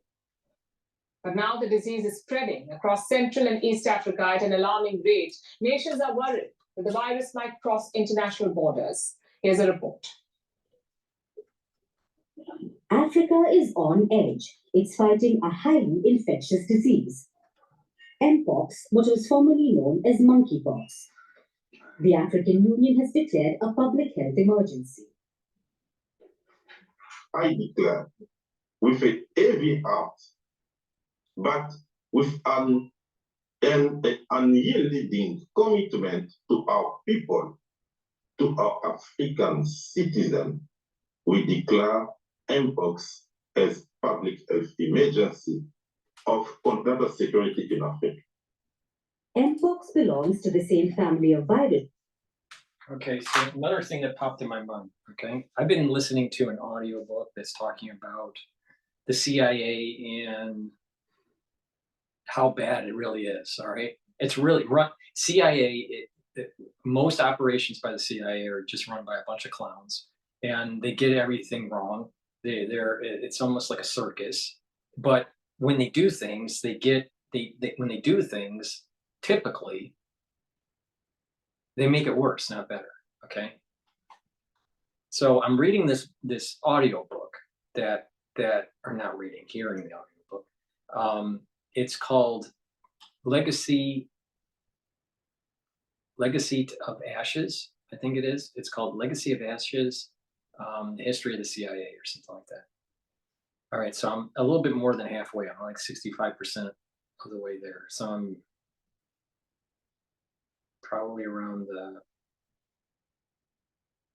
the Carter administration. So it starts from OSS and all the way through modern day. Okay. I want to read a passage of CIA activity over the years in the Congo. All right. This is just open source on the internet.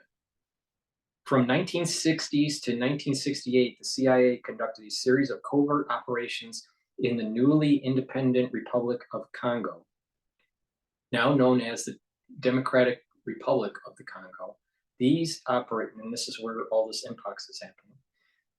These operations aim to stabilize the government, minimize communist influence, and establish a pro-Western leadership in this strategically vital region of Central Africa. The CIA's activities included regime change efforts, political action, propaganda, air and marine operations, arms interdiction, and even support for a spectacular hostage rescue mission. President Joseph Mobutu, who became the permanent head of state in 1968, was a reliable and staunchly anti-communist ally of the United States until his overthrow in 1997. Some elements of this program, such as the notorious assassination plot against Prime Minister Lumumba, have been documented in open source, okay? The point that I'm making is that there's concern about communism, there's concern about Russian influence, and there's resources, maybe there's a lobby group that says that they want to have control of certain types of resources. Maybe it's oil, maybe it's lithium, maybe, I don't know. I don't know what resources the Congo has. Let's just see. Congo resources. All right. But there's activities by the CIA to be able to control the region for various reasons. All right. So,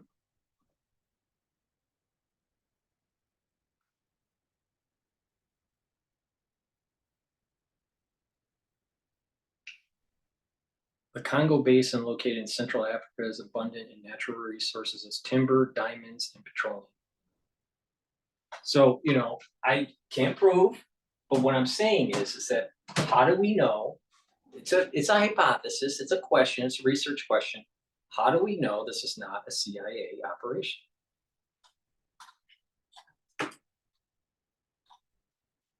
As smallpox, it spreads through close contact with someone who's infected, through skin-to-skin contact, or even by breathing closely. This could be from animals to humans or between people. Mpox usually has mild symptoms like fever and muscle aches, which is why it can go unidentified. But the clearest and most severe symptom of Mpox is this: lesions all over the body. If left untreated, Mpox can be deadly. So far, two main strains of the virus are known to exist. In 2022, we saw the milder strain in action. There was a global outbreak, and it affected more than 70 countries, including the US, Australia, and several European countries. And now we're witnessing the second strain at play.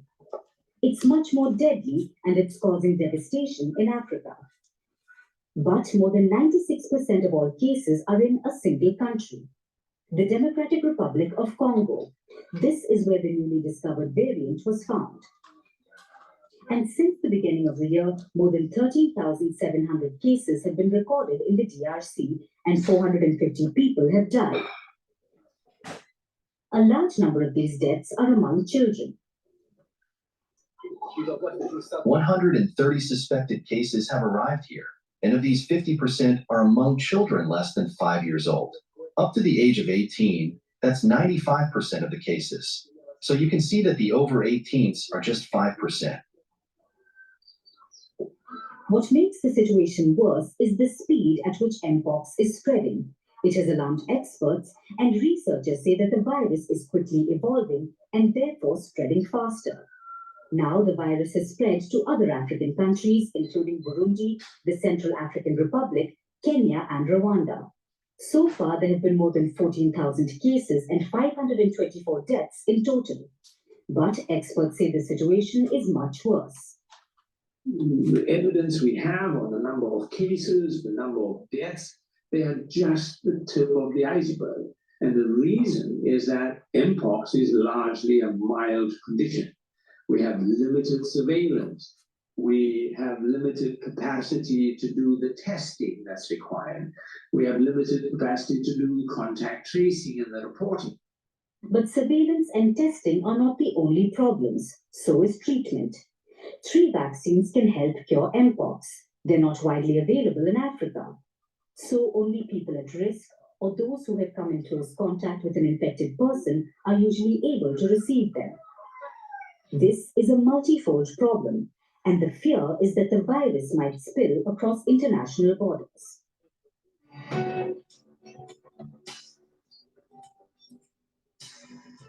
Across continents, one powerful news source.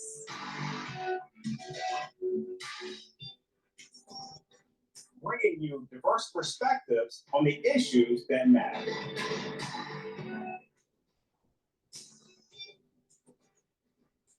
We go beyond the boundaries to give you that little extra about every sporting moment.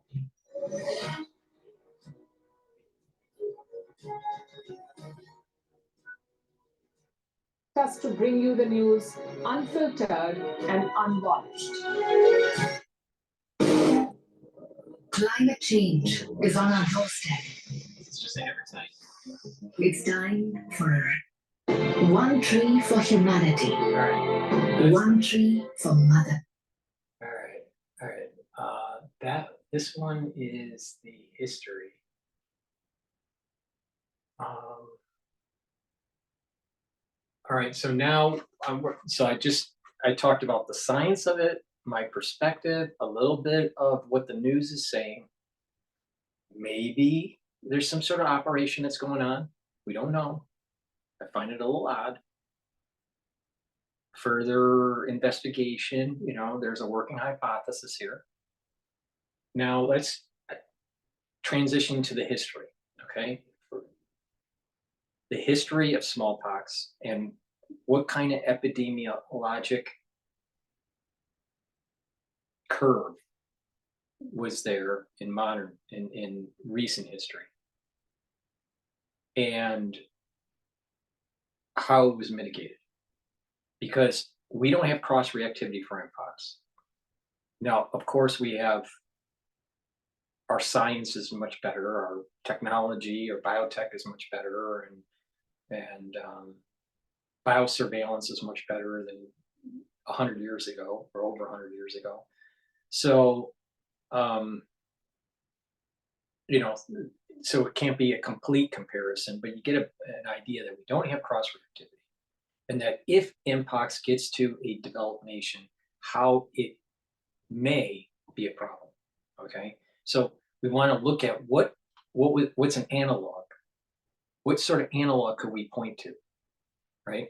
So the analog that we pointed to for, let's say, the crisis in 2020 was what similar things were happening on the epi curve for the Spanish flu, all right? In terms of how a respiratory infection gets through the population, and there's these different waves. Well, what about a pox, which is a different type of virus, all right? It's a more complicated virus, actually. And it has a lot more capability. So let's try to learn something from the history. That's the whole point of this next section of this video.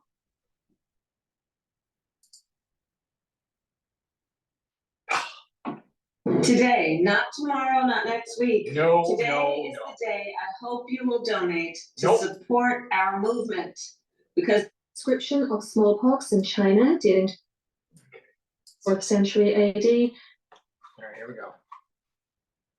A quick warning before we start. This video will include drawings, photos, and footage of people suffering from smallpox. So if you think that is likely to distress you, Before we get distressed, please go to my store, the-studio-reykjavik.com, and get the vitamin B complex. Really important for cellular metabolism and to improve your mitochondrial health. Your mitochondria is your workhorse to produce ATP. So please go to the store and get the vitamin B complex to improve your cellular metabolism. And it also helps with neural health. So magnesium and zinc, really important for the immune system. I think there's a common theme in this video. Immune system, boost it up. Go to my store, get magnesium and zinc, take it every day. If you're not feeling well because of the cold season that's coming up in September and October, you may want to take a double dose of this. I partnered up with Rainbow Herbals, and we've developed these deodorant bars. We have it in citrus, and we also have it in peppermint, lavender, and tea tree. They're very high quality deodorants. They're made from essential oils from the Himalayas, and it's a dual purpose product. You use it as a deodorant every day, and it also helps to detoxify your body. It has no aluminum in it, and it has no baking soda in it. It is all natural, very, very high quality deodorant. It's for males and females.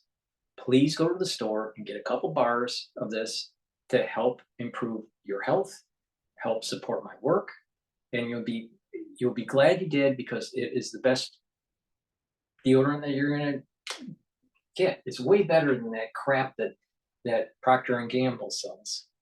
So please go to my store and get the deodorant. then this video maybe isn't for you. It was one of the deadliest diseases in history, and yet we managed to beat it. The story of how smallpox was eradicated is one of humanity's greatest achievements. And in today's video from History Calling, I'm going to tell you how it was done. I'll start with an overview of this horrendous disease, including a discussion of its symptoms and mortality rates, some famous victims of it, and the long-term damage it could do to those who managed to survive it. I'll then tell you how a smallpox vaccine was invented, the rather repulsive yet mostly effective ways it had to be delivered in the early days, the contribution that cows made to the whole endeavour, yes, cows, whether I think it could ever come back, and what would happen if it did.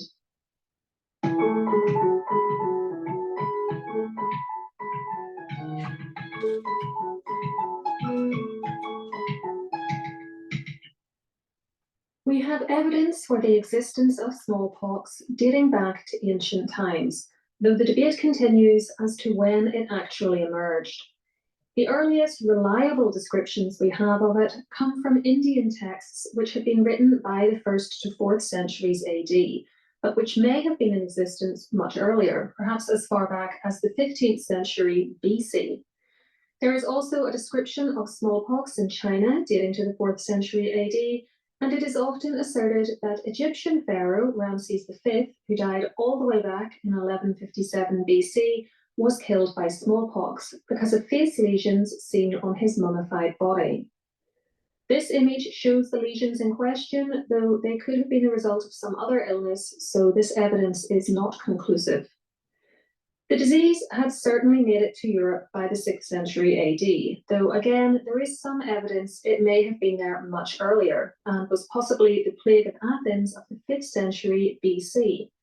It was taken to the Americas through colonization in the 16th century AD, and I'll be telling you the story of one of America's bad outbreaks a little later in the video.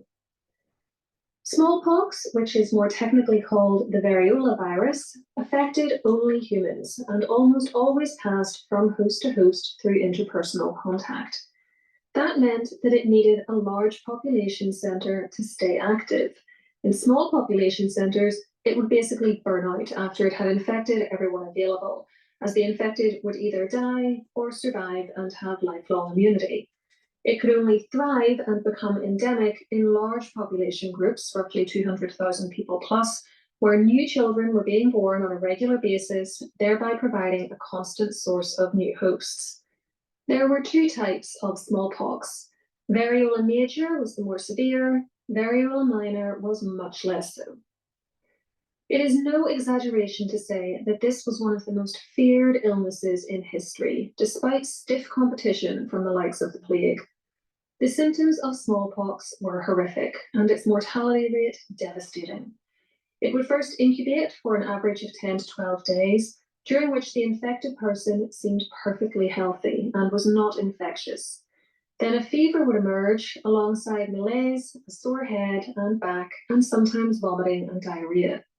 This would last between 1 and 4 days, and the person was now infectious.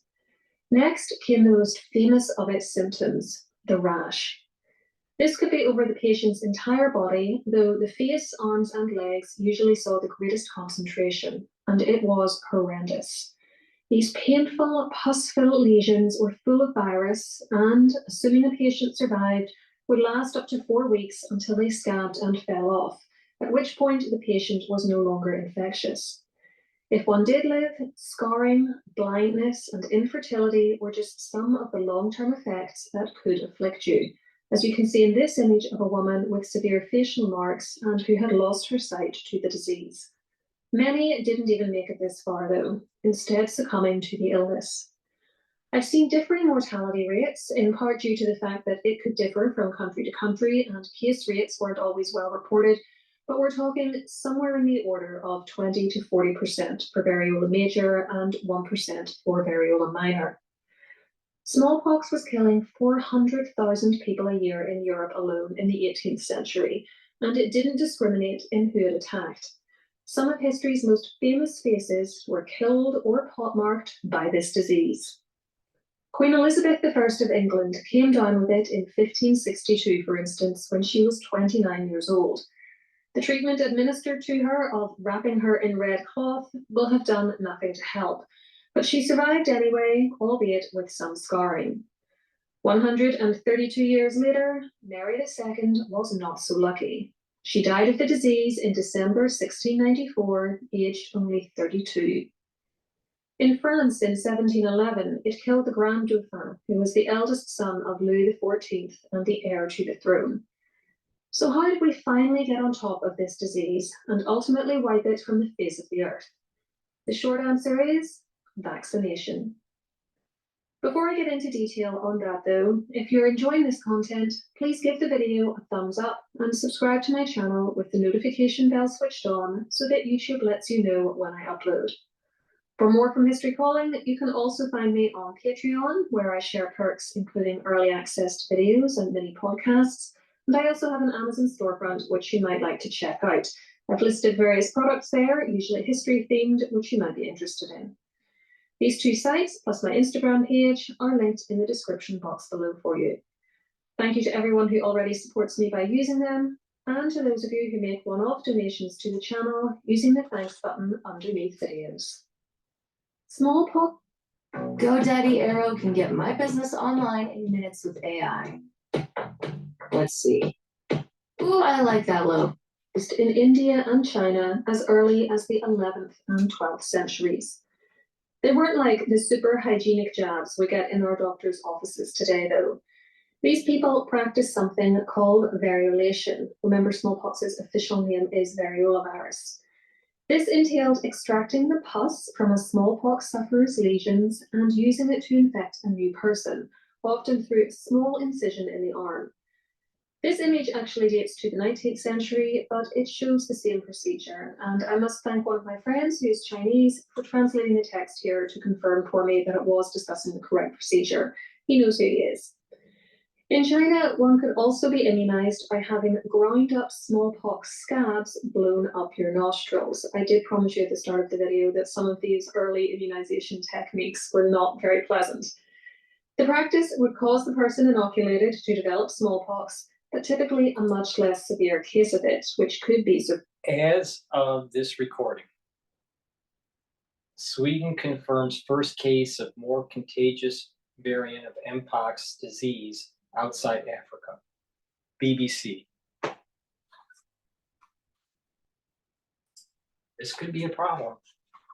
The mortality rate was still 1 to 2%, which would be completely unacceptable by today's standards, but compared to the roughly 1 in 3 death rate of full-blown smallpox, it was by far the most preferable option, and the practice spread throughout Asia and Africa. Europeans were a lot slower to catch on, but one of the earliest instances of someone who did appreciate death rate, which would be completely unacceptable, which could be scabs blown. In China, one could also be immunized by having ground up smallpox scabs blown up your nostrils. I did promise you at the start of the video that some of these early immunization techniques were not very pleasant. The practice would cause the person inoculated to develop smallpox, but typically a much less severe case of it, which could be survived.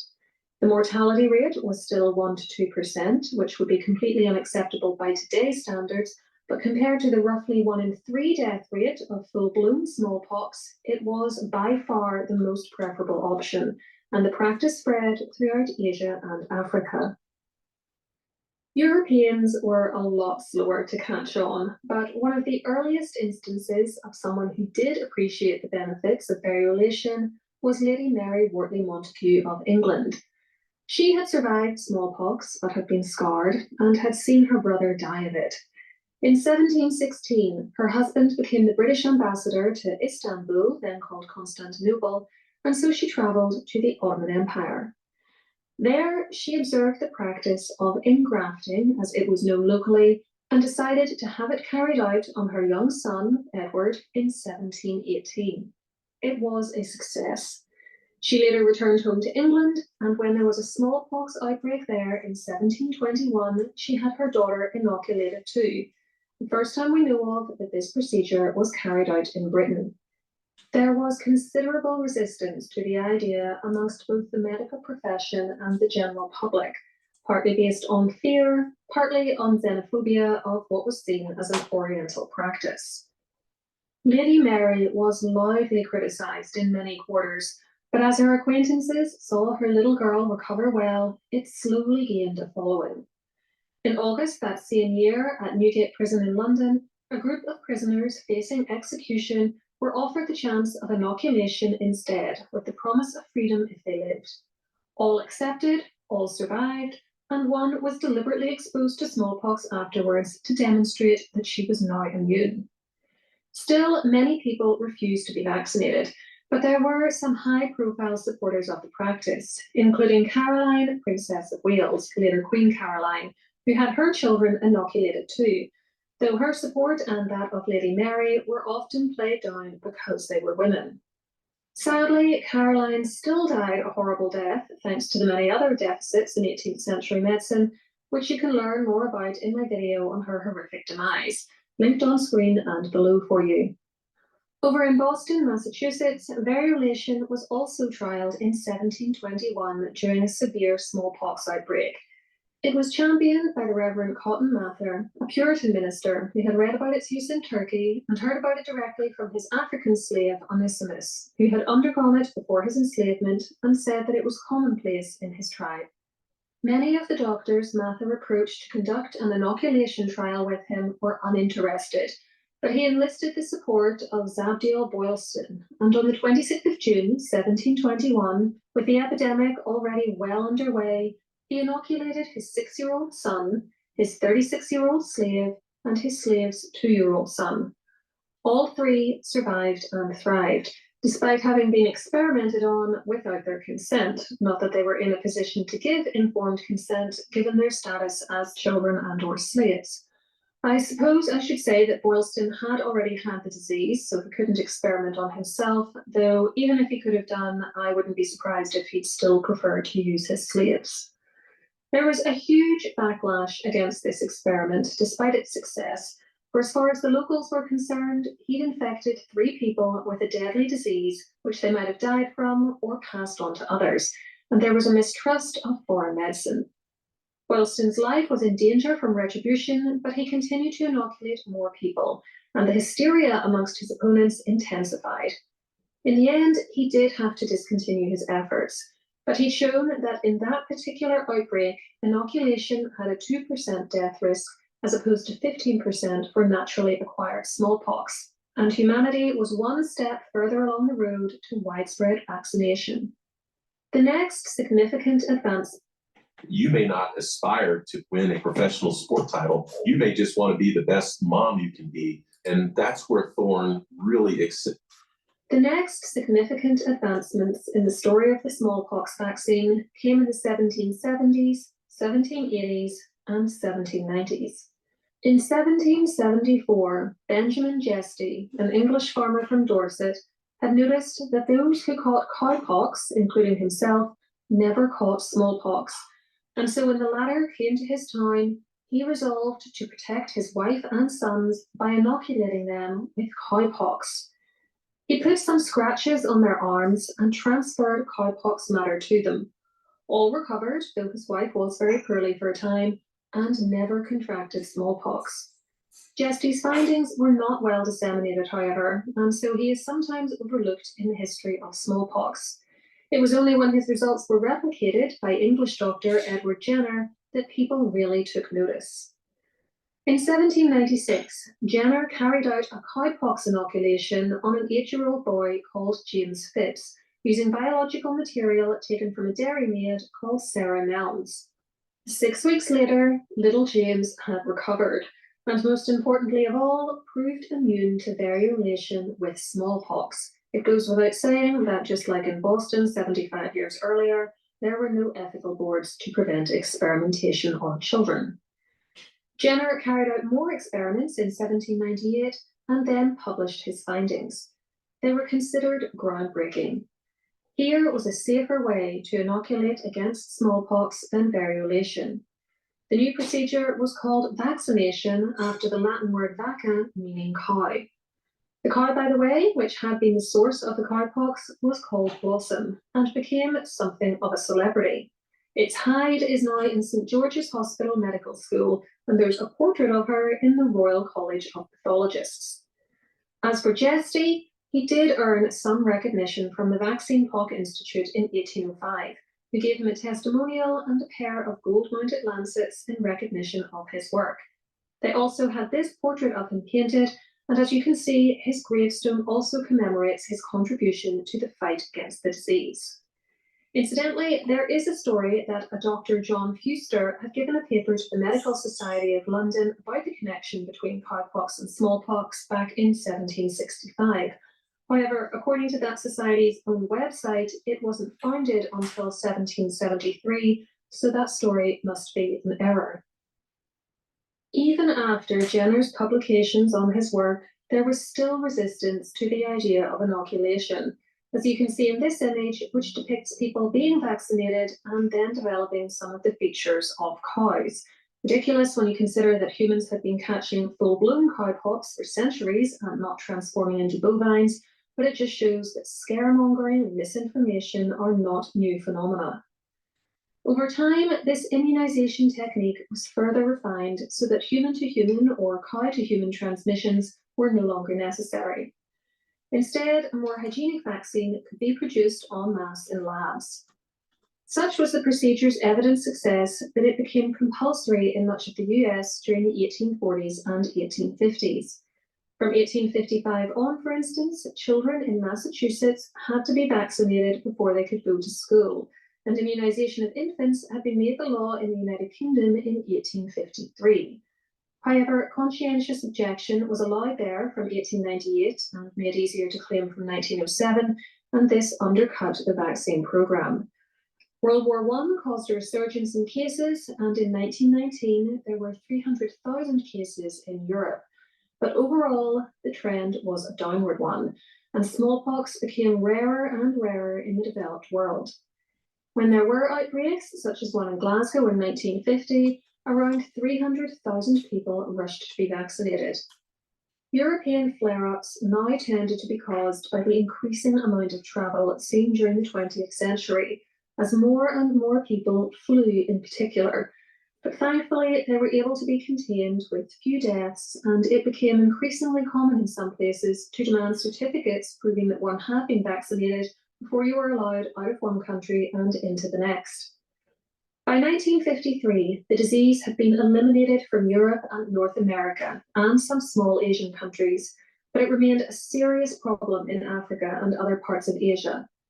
Australasia and Scandinavia had managed to control it earlier because of excellent vaccine programs, quarantine procedures, and in the case of places like Australia and New Zealand, the sheer distance they were at from other major population centres. The mass vaccination of infants was halted in the UK in 1971, and routine vaccinations were ceased in the United States in 1972. The World Health Organization, or You know what's in your cheap protein powder? Well, here to tell us is all natural fitness athlete Paul Spar. All right, let's see what we got. Sucralose, artificial flavors, soy lecithin, ion-charged protein blend. That's not good. Aspartame, soluble corn fiber. That's definitely not good. Transparent Labs protein is sourced from grass-fed American cows and made with only 5 natural ingredients. So today I'm at Bill's Family Farm. the World Health Organization, also known as the WHO for short, despite some previous reticence, turned its attention to the possibility of totally eradicating the disease in 1958 by mass vaccinations in affected countries, and therefore the achievement of herd immunity so that the virus's chain of transmission would be broken once and for all. The program did have some considerable successes, and some more countries were freed from the disease. But by 1966, it was clear that this approach wasn't going to bring about its total elimination. It was still endemic in 31 countries with 20 million cases and 2 million deaths per year. Despite provision of freeze-dried vaccines, many countries still used a liquid dose, and the tropical environmental conditions which prevailed in places like sub-Saharan Africa dramatically decreased its potency due to poor storage conditions. The WHO now agreed to pay to coordinate the vaccine programs, which they had held off doing before, and in 1967, the intensified smallpox eradication program was set up, overseen by the Smallpox Eradication Unit at the WHO in Geneva. It oversaw a massive upscaling in quality control of vaccines, as well as the quantities sent out. It also took a slightly different approach, not just using widespread vaccinations, but also a system of surveillance and containment. When a case of smallpox was detected, all that person's contacts were immediately vaccinated in order to contain the virus. This was especially useful if done very fast, as I have a feeling that if mpox gets to the developed nations and it really takes off and there's an outbreak, that there's going to be a push by government officials for forced inoculation of the immediate group and then a surveilled ring around that. I don't think it's going to be I don't think they're going to force everybody, but I think that they're going to force the potentiality of forcing inoculation on primary contacts and maybe a certain radius around the outbreak. Now, of course, that causes civil liberty issues and a whole bunch of other stuff. But the point I'm making is that there's lessons to learn from on how prior societies tried to deal with the problem. Even though it's smallpox, it's the best analog that we have to understand if mpox really gets bad in developed nations, what we are most likely going to start seeing in the news. That's the point that I'm making. The difference is that it's probably going to be promoting a messenger RNA platform, which is extremely problematic. I don't have to go into the details of why, you know the why. So, there's a lot of problems here. Loss of civil liberties. There is the trying to contain a pox outbreak, and the usage of a platform that has problems. So I just keep that in mind. I don't think that it's gonna. I don't think that there's only going to be a messenger RNA platform. I think that they'll also have, other platforms that are non-messenger RNA. But the point here is that they may be doing the same thing that they did in prior decades with smallpox, with a major outbreak in developed nations with mpox. I'm not promoting anything, all right? I'm not, but I'm just saying there is a history of governments doing this. Vaccine could either prevent someone recently exposed from becoming ill or substantially decrease the severity of their illness. The results of this approach were astounding. Within a decade, smallpox was defeated. The last ever case was in Somalia in 1977, and the man in question made a full recovery, and it was declared eradicated by the WHO in 1980. Today, only 2 samples of live smallpox vaccine remain in the world, one in the United States, one in Russia. I'm going to finish this video by discussing what I think would happen if it hypothetically ever got out again, and the likelihood of that occurring. If smallpox were to escape its laboratory confinements now, I think it would be a near unprecedented disaster. We're talking far worse than the recent incident, which is what I'm calling it, as I don't think YouTube likes creators saying the actual name of it, with the nearest possible comparison, in my opinion, being the 1918 flu. Almost no one has been vaccinated since the 1970s at the latest, and vaccine resistance has worn off in many, if not most of those who had it in the first place. For as the website of the Centre for Disease Control says, quote, smallpox vaccination can protect you from smallpox for about 3 to 5 years. After that time, its ability to protect you decreases. Therefore, even if you have been immunized, you likely have little or no immunity today. There are also increasingly few people who acquired lifelong immunity through contracting and surviving the illness, and most of those would be in Africa and Asia, the last hotspots for the virus. The speed at which it would spread with modern travel habits would also be terrifying. As we all know, it only took a couple of months for the recent incident to go from patient 0. And it's not just smallpox. It's any pox that has similar problems in terms of transmission, in terms of mortality, right? So that's why mpox is moving toward, this is why I'm saying that the best analog that we have to understand where this might be going is smallpox, even though they're different. Mpox and how society has, grapples with it may be very similar to how they dealt with smallpox.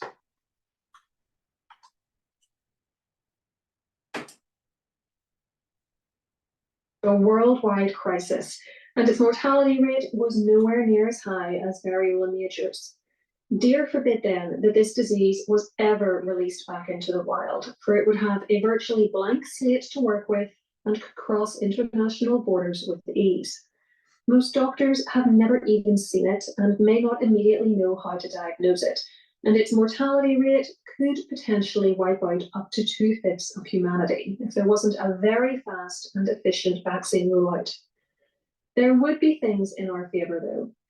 First and foremost, we wouldn't need to invent a vaccine, as that has already been done, and smallpox doesn't mutate constantly the way other illnesses do, thereby requiring frequent amendments to the vaccine. There are also large stockpiles of vaccines in some countries, and it is unlikely that any hostile nation would deliberately release it due to the theory of mutually assured destruction. In other words, like nuclear weapons, the fallout from such a release would be uncontrollable. The country that released it would not unless you have a vaccine program that your enemy doesn't have. And that's why we have the issues that we have with bioweapons. It's not as so simple to assume that they won't release it. Because if you develop therapeutics and you develop inoculations to prevent it in your region, and you release it in another region where you can control the therapeutics and the inoculations and prevent them from using them, then you have spectral dominance.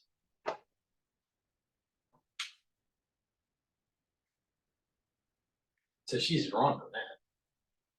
There is no mutual assured destruction when it comes to bio warfare, assuming that you have a therapeutic. And your ravaged enemy by it doesn't. too, and I think much of the globe's economy and social structure would collapse. There's no point in destroying the world just so that on the off chance you survive, you can claim to rule over the ruins. Thankfully, I think the chances of such a release are nearly nil. As I said, it only exists in 2 places, and I wouldn't expect it to naturally develop in the wild again as it did thousands of years ago. While the threat of smallpox is something that movie makers like to throw into their films sometimes for dramatic effect, I remember it getting a mention in Mission Impossible Fallout, for example, I really don't think this is something you need to lose sleep over. That brings us nicely to our question of the day, which is, do you think the remaining samples of smallpox in storage should be destroyed, and why? Let me know in the comments below, and if any of you remember getting vaccinated against smallpox, I'd be interested to hear about your experience. You shouldn't destroy them because you need to make sure that you can compare that to something that may be developing naturally, like, other different poxes, to understand what ways to mitigate, the mechanisms. Please go to my store, the-studio-reykjavik.com, and get the Even Better bar. This is an all-purpose bar for your skin. It also helps to heal abrasions, cuts, minor burns. It'll heal it quicker. You can put it on acne to help heal the acne. You can apply it on your skin daily, and what you'll notice is that your skin's softer and smoother, and it has a glow to it. It will reduce itching from a bug bite and also reduce muscle pain. So please go to my store, the-studio-reykjavik.com, and get the Even Better bar. It's a very high quality bar. It's all natural. It's made from essential oils from the Himalayas. And lastly, it's really important to take C60. C60 is a very, very strong antioxidant. And you need a strong antioxidant, especially when you get older, because you're producing more free radicals. Free radicals, they damage your cells, your tissue, and your mitochondria. If you soak up those free radicals with C60, what will happen is that the tissues will be able to be given a chance to heal, and they will be rejuvenated, and they will the aging of that tissue, aging of those cells will start to diminish.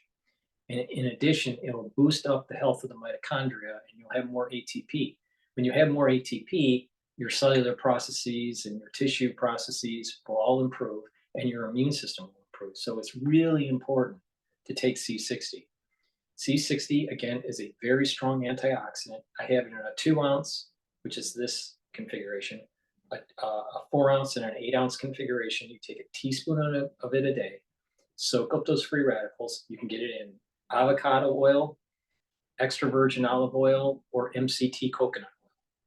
It's in an oil because the C60 is a buckyball, and the buckyball is soluble in a lipid, in an oil.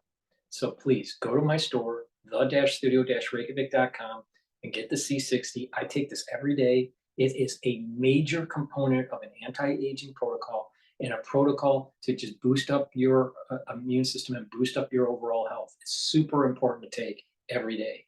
And it synergistic with clarity factor. Why? Because this helps with the mitochondria, to help with the mitochondria, and the clarity factor is maintaining focus and getting those neurotransmitters firing.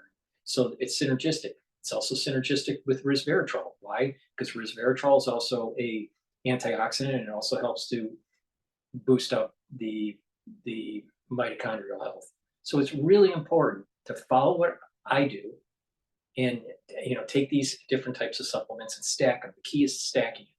Now, this cold season coming up in September, October in the United States, it's going to be problematic, and you need to start listening to me, start stocking up on some of the things.